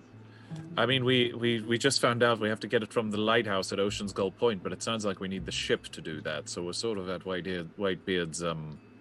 We need the ship to get to the lighthouse? That's what it sounded like. The other side of the island, right? Right, Jeff? Sorry. Yes. Yeah. If it wasn't clear, the situation is that the Castle Rum is only accessible by ship. But the lighthouse at Ocean's Gull Point. Oh, lighthouse. No, the lighthouse you could walk to. Oh. Yeah. But Loudmouth and Choron and Whitebeard are all not going there right now. Right. They're going to... They seem to be going fortune to teller. this fortune teller. Yeah. Well, Okay. seeing a fortune teller, seeing what Whitebeard puts his trust in, is that worth it for us? It's not a bad idea, I guess. We sort of... I don't like taking our eyes off of Whitebeard and Choron together, that's for certain. We're sort of... Maybe we could influence the fortune teller to tell him that they're not worth anything and to just get rid of them. Well, what if we went with him to the fortune teller and then made a reason why we needed to reconvene before the... Or not reconvene, but take a brief rest before the fights tonight and go to the lighthouse? Maybe. Yeah. Yeah. All right, let's follow. All right, so you guys are walking through the town of Boster, which is this drab sea town. There's lots of wood cottages on short stilts. We'll have put Choron's hood back up, so in case there's any further... He's not with us. He's with with Loudmouth. Yeah, if we catch up, but... Is there any post offices around? Well, there's definitely lots of shops, hovels, shops, all of them worn, buffeted by years of salt air. There's paint peeling on all the walls. You could probably find a place to drop a letter if that's what you're intending to do. It is, but I don't have to do that right now. Just maybe on our way out. Behema, what's that in your hand? It's a letter. To who? To my dad. Your dad. Yeah, I mean, I wasn't born yet, but I figured it was worth a shot to maybe send him something. I don't hear you talk about him much, to me. Well, I just figured maybe if I could drop some sort of warning that he might, contact me, tell me he's safe or not safe in present time. Behema, I have something to tell you. I don't know if it's true, but I had a vision once that I saw your dad. What? And, You haven't told me until now? well, I don't know if it's true because it was when I was on the you remember the clam juice? Yeah, everybody vomited. Well, most of Yes, us. so I feel Some like of the us vomited. information might not be reliable. Perhaps like when you've had too much to drink, But I had this strange vision. And I saw someone who was a man, but it looked like you, which I can only assume would be your father. Probably. What was he doing? Where was he? Well, it wasn't the best. He was very brave, but there were these creatures that look kind of like insects, but large insects. Would I know what that is? What those are, Jeff? By hearing that description? No. Okay. And he seemed to come in, he came to storm this place, wherever it was, and he drew his sword, and that's all I saw. And he was very brave. I want to reiterate that. I don't know what happened, and I didn't tell you because it felt impartial. It felt like it might not be real. How old was he? Was he young, older? Middle-aged? I don't know. Was he winning? It ended when he came in the room. It was like he came in, he drew his sword. A sword? A sword. Sorry, Jeff, my dad is a sword's not something he would use. He's a wizard, right? Oh. Not what you've ever seen him use. You've never seen him use a sword, no. Okay, I mean, not okay. maybe, maybe in Have like passing, an but not- artifact of something, but not. Yeah. Okay, this is like extraordinary. He typically uses a wand, so using a sword seems Again, quite dreamlike. But And maybe it was a dream, and that's why again I hesitated to tell you because I don't know what to make of it. I thought about it for a long time. I tried to make sense of it, but well, Lily, in all of the visions that I've been a part of, they have felt very real and like a prophecy of some sort. yes, And that we should pay attention to them. yes, I agree. Well, that's why I'm telling you now, I guess. I know it's not much information, but I did see him, and he's very handsome. And, very brave, for the little bit that I saw. I know it's not much help. I don't know when it was, or where it was, or why. But Thank you for telling me. I hope it. I hope you get another vision. Me too. I hope I do. I was hoping I would get another one so I could have more of a story to tell you. And I was hoping it would make more sense. But just so much has happened and I haven't had a moment to maybe mention it to you. I'm sorry I waited so long.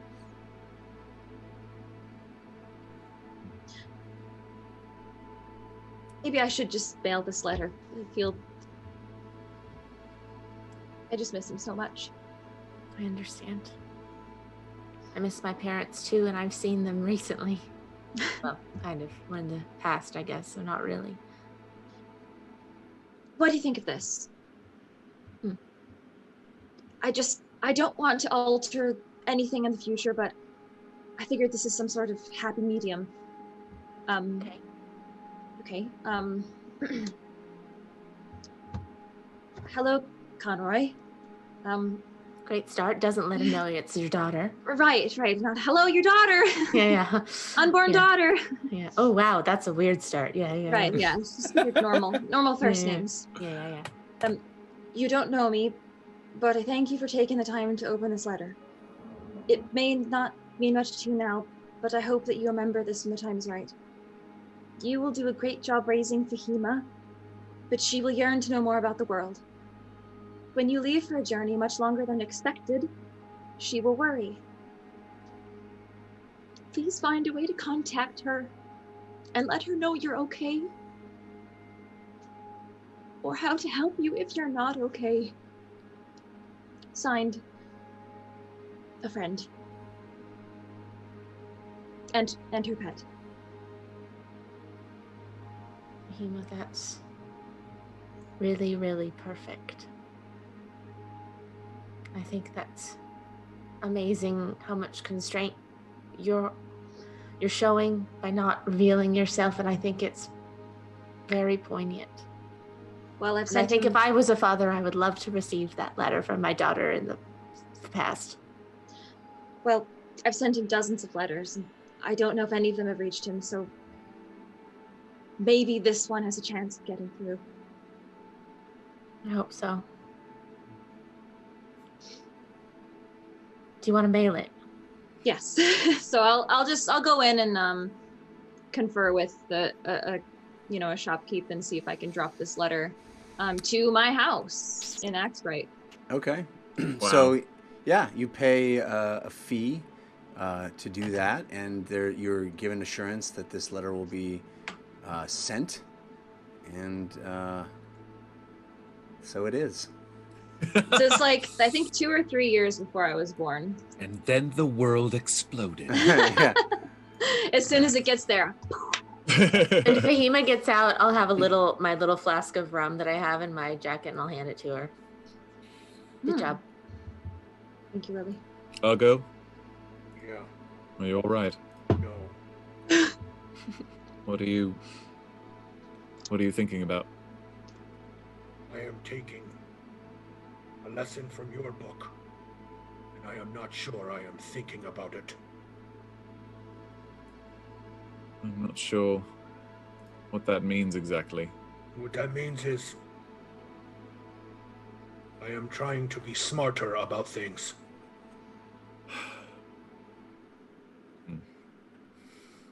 It seems to me that if I am going to judge anyone, and he looks at Civ, I should first look at self. Okay. That is all I have to say. Okay. You can come to me if you need anything. I know. Thank you. Okay. Right. Look, I don't really want. Look, everyone, I don't really want to go to these fights. I'm fine skipping them and going to this lighthouse and quickening our journey there. But if we need to kind of stick with Whitebeard and make sure he doesn't do something terrible, I think that's probably a safe assumption, though. I think he's invited Civ Yes. And me. and Yes. Duggo. I think we don't have much of a choice. Got that right, yeah. The wink means come with me. Probably. Okay. A wink can mean a lot of things, but I yeah. know. Yes, yeah, I know. yeah. That's the beauty of it. Right. Yeah. So, fine. We'll play Whitebeard's game for now. Go to Are this we fortune all teller. going to play this game?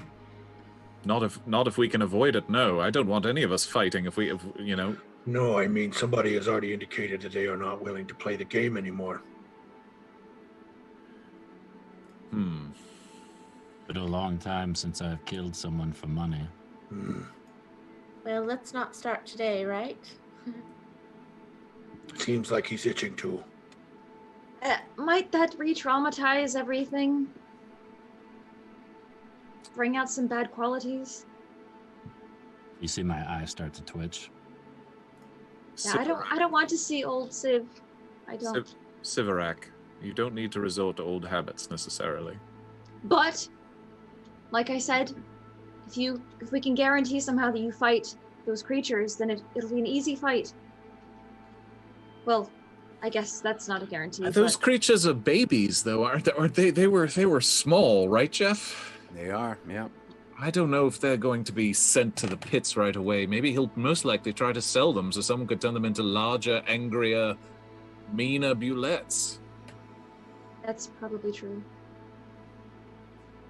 Should we see what the fortune teller has to say? Yes. All right. So this all is happening as you're walking, as Fahima is finding a place to pop in and drop a letter. And you're getting a sense of the larger town that is Boster. Like I said, there's lots of these grimy hovels and shops everywhere, on stilts, and all of them look like, you know, the sea air has just been buffeting them, just been wearing them down over time. There's paint peeling on all of them. It is a town that is sort of gray even in its architecture.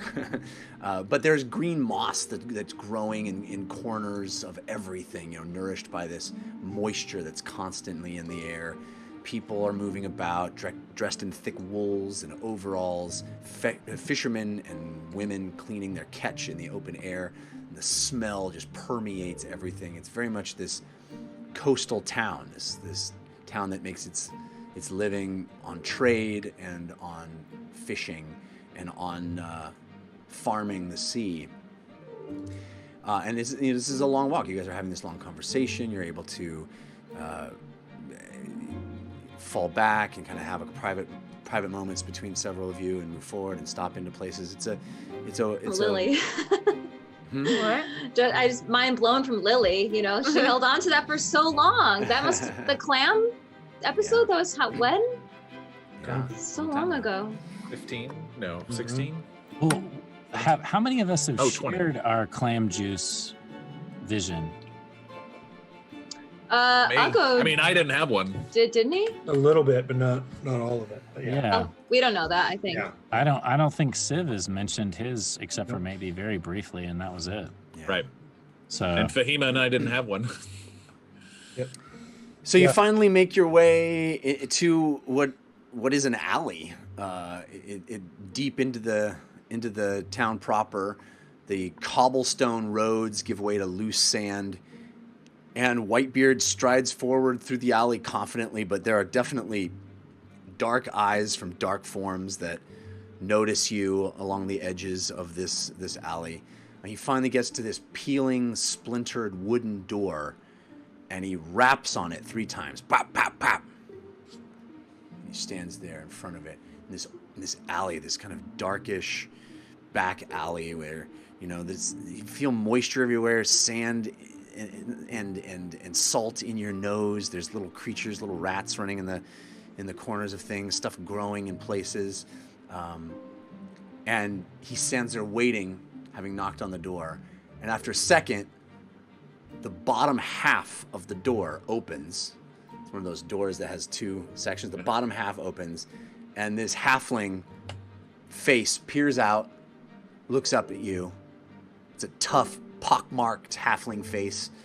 And then it disappears again, the door shuts, and you hear a noise behind the door, and then the top half opens, and clearly the halfling is like standing on something behind the door. And he says, "What do you want?" And Whitebeard looks at him in the eye and he says, "We are here to glean insight from the hag." "Hag's sleeping." "We'll wake her up.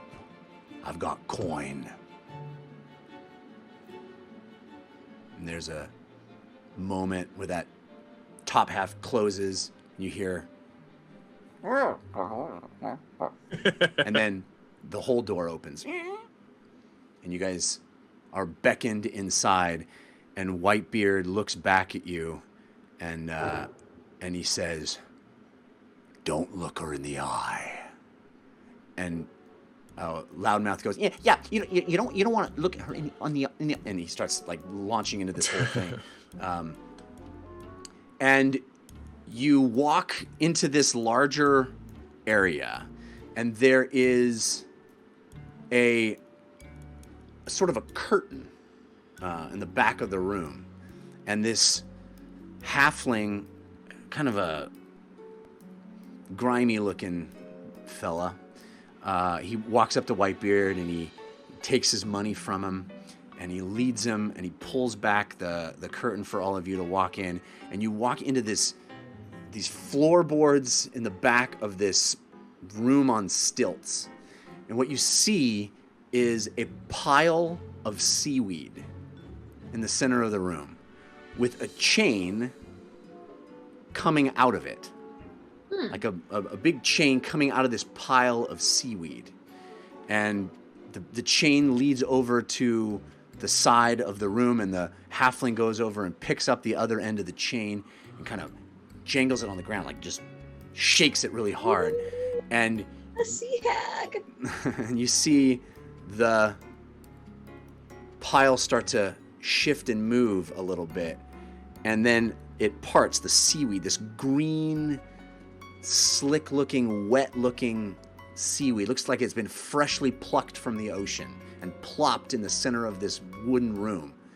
It starts to move, and then it starts to sit up, and you see a face appear out of the seaweed, as if the seaweed is almost its hair. Green Ooh. and sickly. And Whitebeard told you, do not look at this thing. Mm-hmm.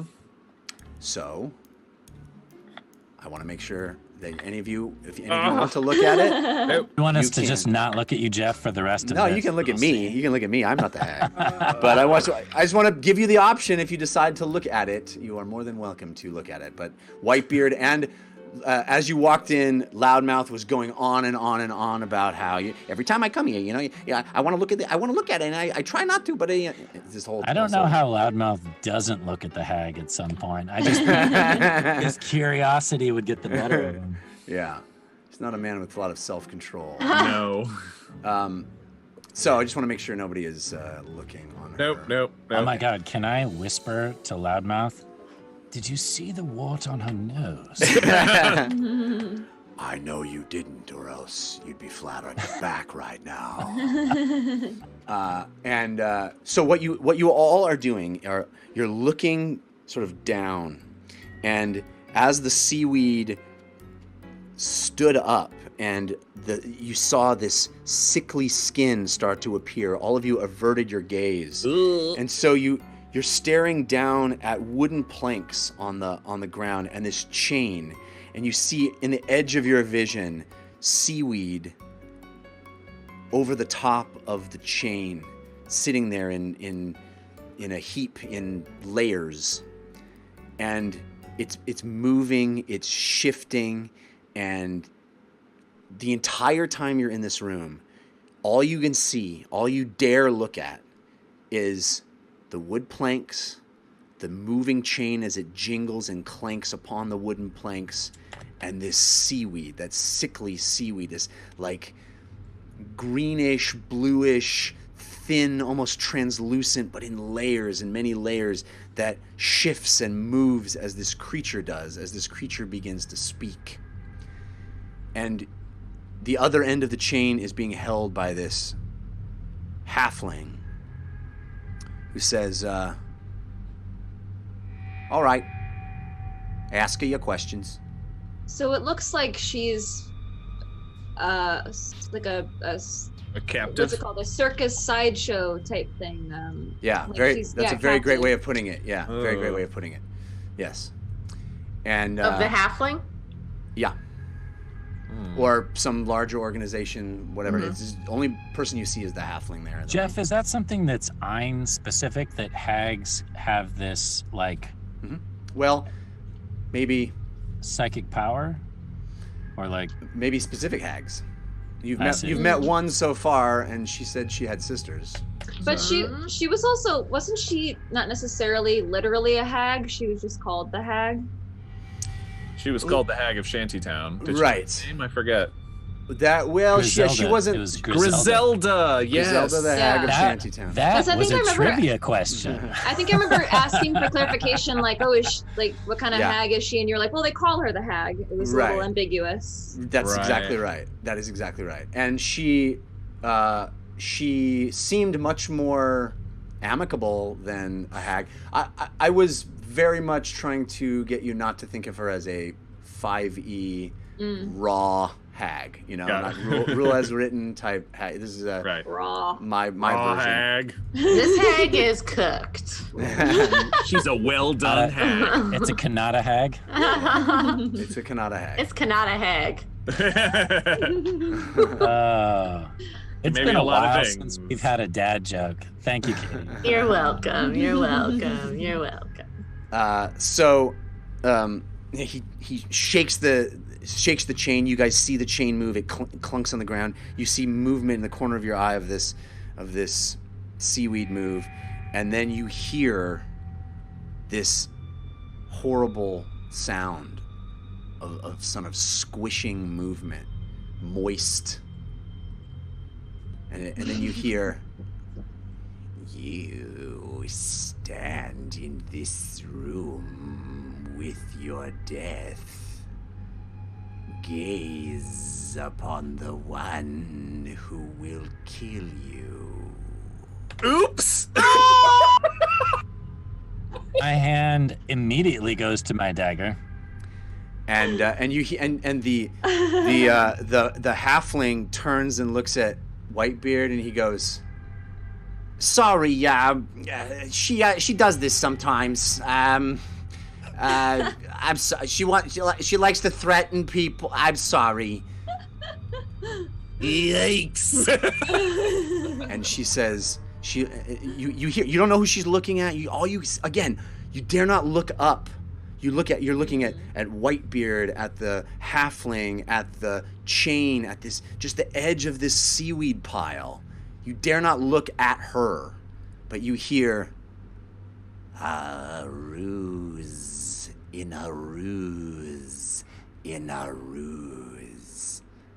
A ruse today, a ruse in the future.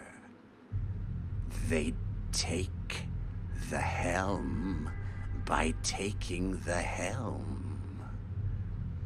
A beard in the water. Regret for what has already not happened yet. I'm so glad we And came here. What? I'm so glad we came here. And Whitebeard says, "She speaks in riddles. I paid good coin. I want to know about my wagers. I want to know about the treasures I seek. I want to know about curses." Yeah. And Yeah. and you see the halfling yank on the chain, and you hear this sickly, moist, squishy sound and a kind of a choke.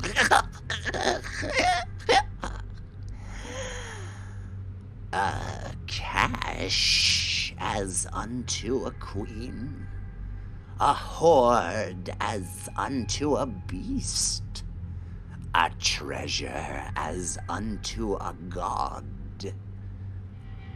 But all who seek godhood are cursed. Just ask the one who achieved it.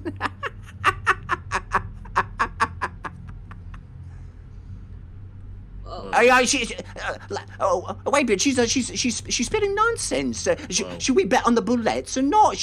What does she want? And she cackles, and you hear movement, fast, swift movement, and she goes, "Watch your tongue, for it may sail the world without you. As the sea claims what remains, and no one here will save you." Oh, that's mean. We tried to save him. Put that in there. She should put that in there. We were a little busy, and we tried to save him. We're saying this out loud to each other right now. Oh no. Oh wait, I'm sorry. Just a minute. Oh wait, I'm sorry. And then you hear Whitebeard stamp his foot on the ground and go, "Your empty threats are tiresome, hag." And then you hear, "Yes, bet on the bullets."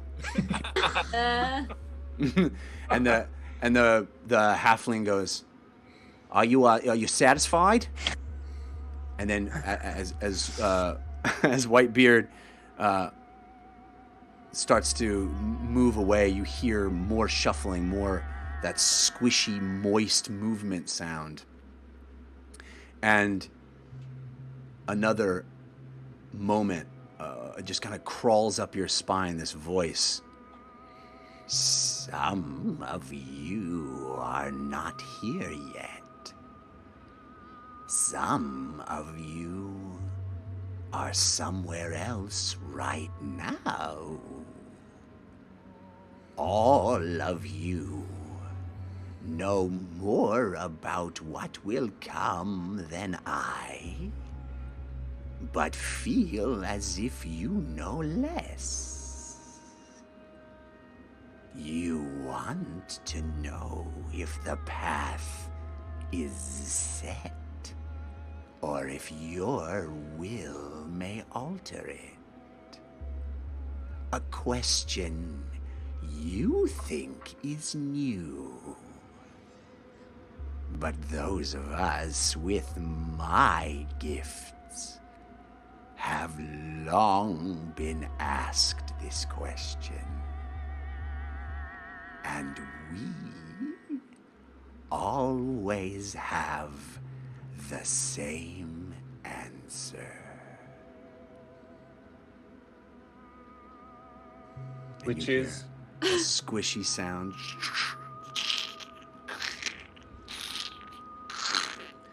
And all of you, even Whitebeard, even Loudmouth, even the halfling, are not looking at her.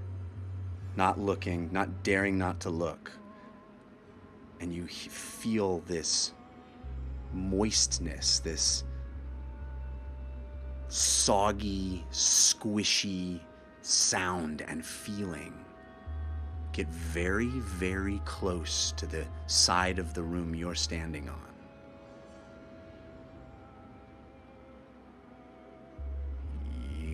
You will see.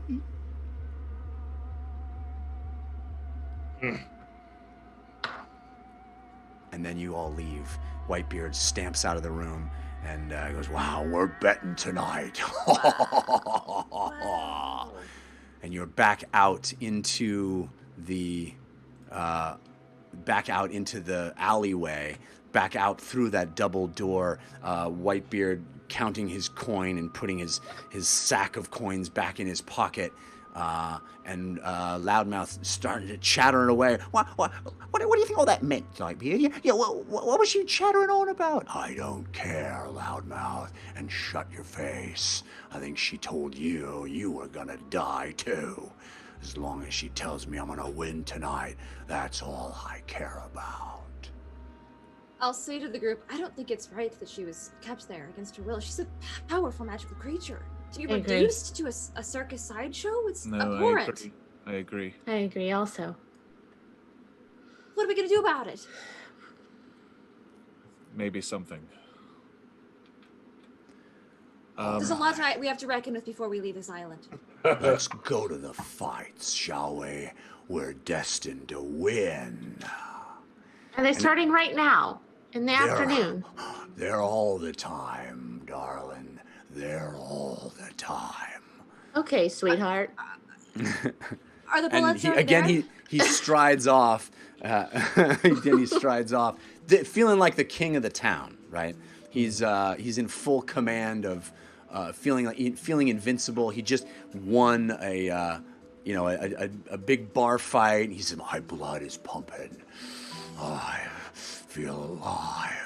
And moves on through the city, heading a different direction now. So the implication is that the bullets are already prepped for this fight, or they might still be on the ship? Well, clearly there was a crew of people that were doing a heck of a lot as you left, and it's been a while since you saw that, so it's certainly plausible that a number of them has already delivered them to a place that they had been told to take them, and things have been set up to make that happen. How far of a walk is it to the arena? It's where the fights are. It'll take you a while to get there, but it's not a day. Okay. And Whitebeard is sort of tromping on ahead without us a little bit. Yeah, it's the same kind of thing where he expects everyone to follow, and he's just sort of, leading the way. And I want to thank some people that gave us some balloons, including Zeke2Ekis.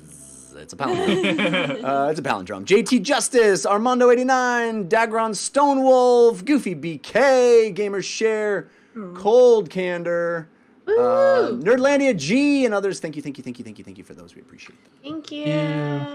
Thank you. All right. That was upsetting. Everything about this island is very upsetting. True. That's That putting upset it you? mildly. Civ, she said the treasure's cursed. Yes, I know. I thought that was rather amusing. Very. Well, amusing isn't the word I would have chosen, but yes. I use that word I know. casually. Yes, I know. I know you do. Ironically. So is the fight happening now, or could we take a short rest beforehand? Well, you're sort of on a walk here. You could. I could allow the walk to be. I mean, the short rest is supposed to be no movement, right? It's supposed to be just chilling. So You chill in the bleachers. Yeah, you can read. You can do light. Yeah. Yeah, right. Yeah, so if you're gonna follow Whitebeard as he expects you to, I don't think you would be able to short rest right now. But maybe at your destination. You might.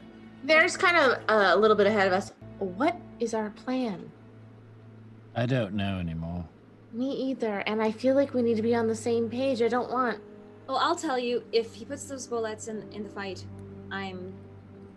She said they were going to win.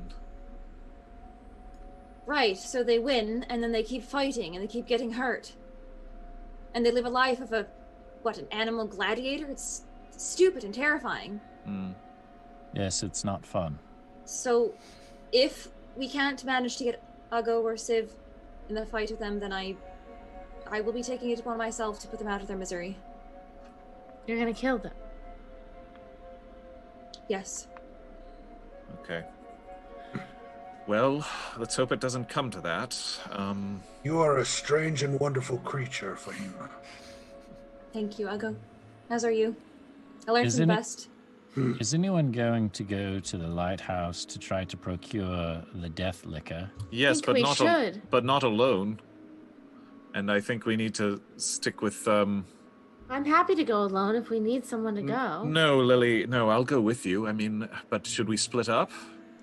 Does that seem wise? I don't know. I don't know what the best thing is. I just feel like if Whitebeard's at the fight, maybe that's our only chance.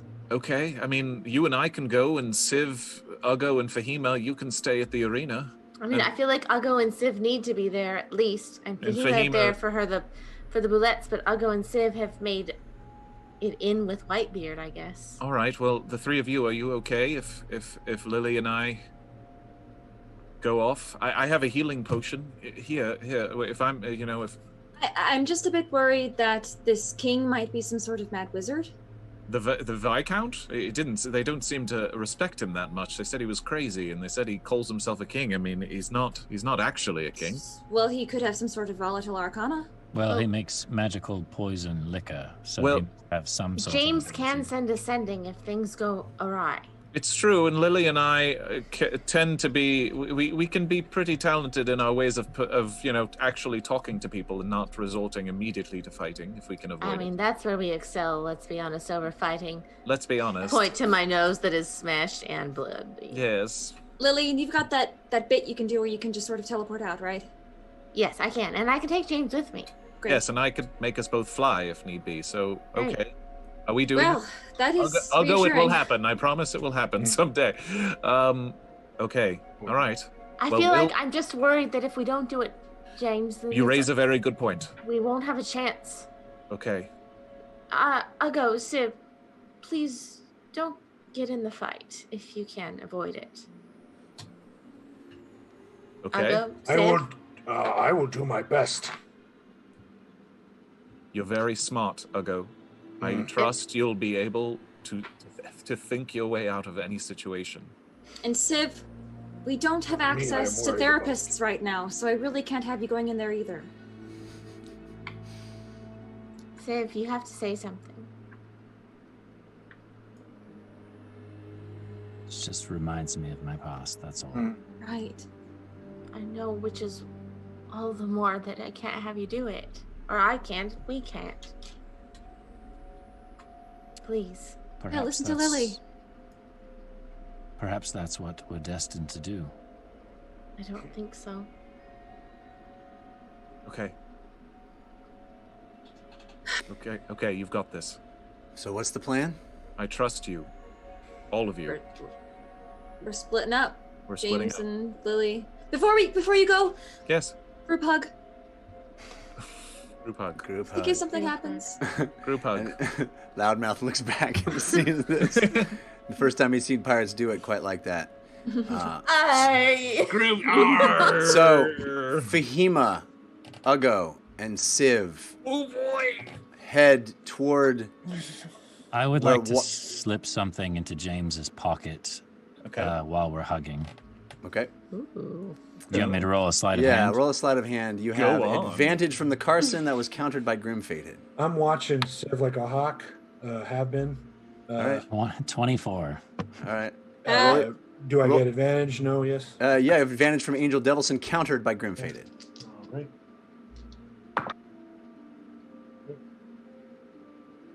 Nope. Just perception, right? Yeah, you got to be 24. No way. Yeah. Close, but not enough. All right. So you managed to slip whatever it is into his pocket. You gonna text it to me, 20, Jared? 20 was my roll. I just Text him. emailed it to you. Oh, well. Fascinating. All right. Jeff, is the lighthouse more than a mile away from us? From Yes. the stands? Darn. It is, yes. Okay, I was gonna send meat, but that's the max the, radius. the lighthouse is well, not the farthest point. It's the farthest point east from where you are. You guys landed on the western shore, well, not sort of northwestern shore of the Isle of Rum to get to Boster, and on the eastern side, facing out to the sea, is the lighthouse on what is called Ocean Gull Point. Ocean Gull Point. Ocean Gull Drive Yeah. Shingle Ave. Ocean Skull. Boulevard. So, Civ, Ugo, and Fahima start Splitting the party. following Whitebeard, and Lily and James peel off. And that's where we're going to end tonight. Oh, I knew that was gonna happen. What could go wrong? Yeah. So, 15 minutes left, so it makes sense. What is When the number we- one rule in D&D? Don't Don't split split the the party! Party. Ugh! Gonna be It fine. makes sense. It makes It so much does. sense. It does make sense. And said nothing. Don't kill us, Jeff. hey, I didn't do it. I Don't didn't give do me it. that D&D face. rules. I didn't do it. I Excuse didn't me. do it. So, Ba-dum-bum. ladies and gentlemen, thank you for being with us tonight. Next week we're gonna find out. We're gonna play a game of which story are we telling now? With a split party in two different, very dangerous locations. You mean? And this tonight was great fun. Thank you all for being here. Like I said, I've had a rough week, and so this was wonderful just to escape for almost 4 hours into this, and I'm grateful for my cast members, and I'm grateful for this production crew, and I'm grateful for all of you. I'm grateful for the folks in the chat that have given us advantage and disadvantage and all these wonderful balloons. We got more Civ Vicious, Goofy BK, Daddy 007, Scandrel Lovejoy, Kin, Dresden Dark, Armando 89, and others. Thank you. We really, really appreciate that. We appreciate all of you that are sticking with us through this this new version of the show, which seems to be lasting longer and longer. But we're gonna get through it. I'm so happy to still be making the show, and I'm so grateful that all of you are watching it. Please do tell your friends. We love the word of mouth. I don't want to leave, guys. This has been really fun. No.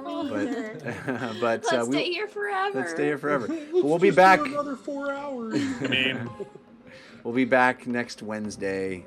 Until then, humankind. Bebo! To all of you who played along and interacted with us throughout this evening, our humble thanks. Wow, look at the music. It just picked up a ton there. And thank you to everyone that shared our adventure.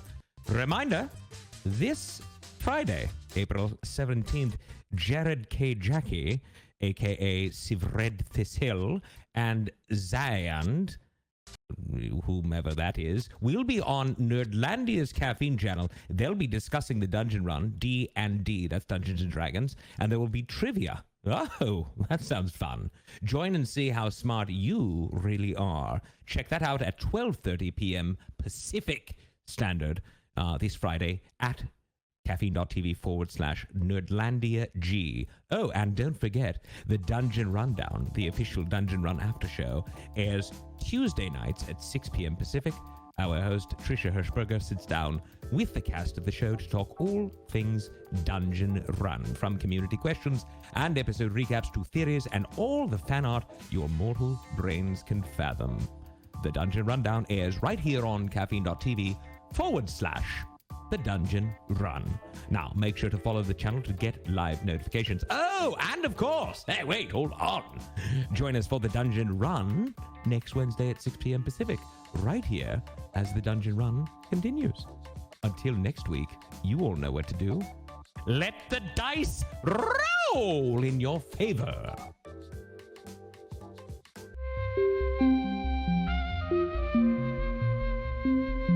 It started. It started. It started. Started.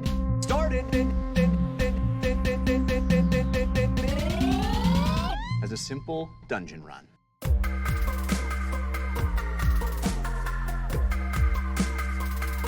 As a simple dungeon run. Let the dice roll.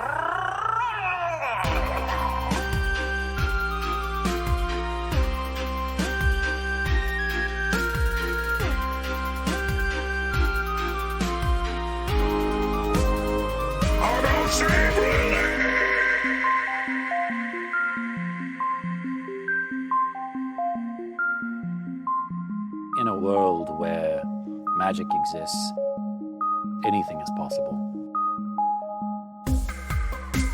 Ah, life is pain.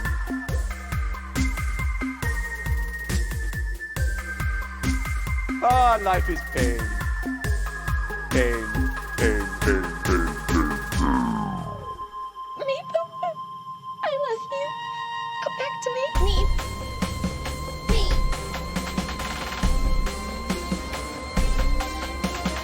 Meep. Meep. Meep. Meep. Meep. Meep. Meep.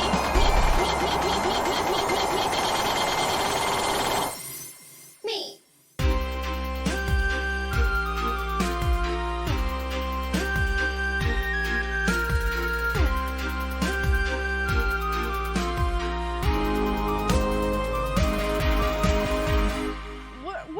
We're falling through space.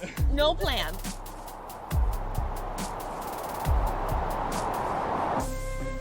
The island of Bingle is safe once again. You may return to your homes. And if there are any that are willing, help them rebuild.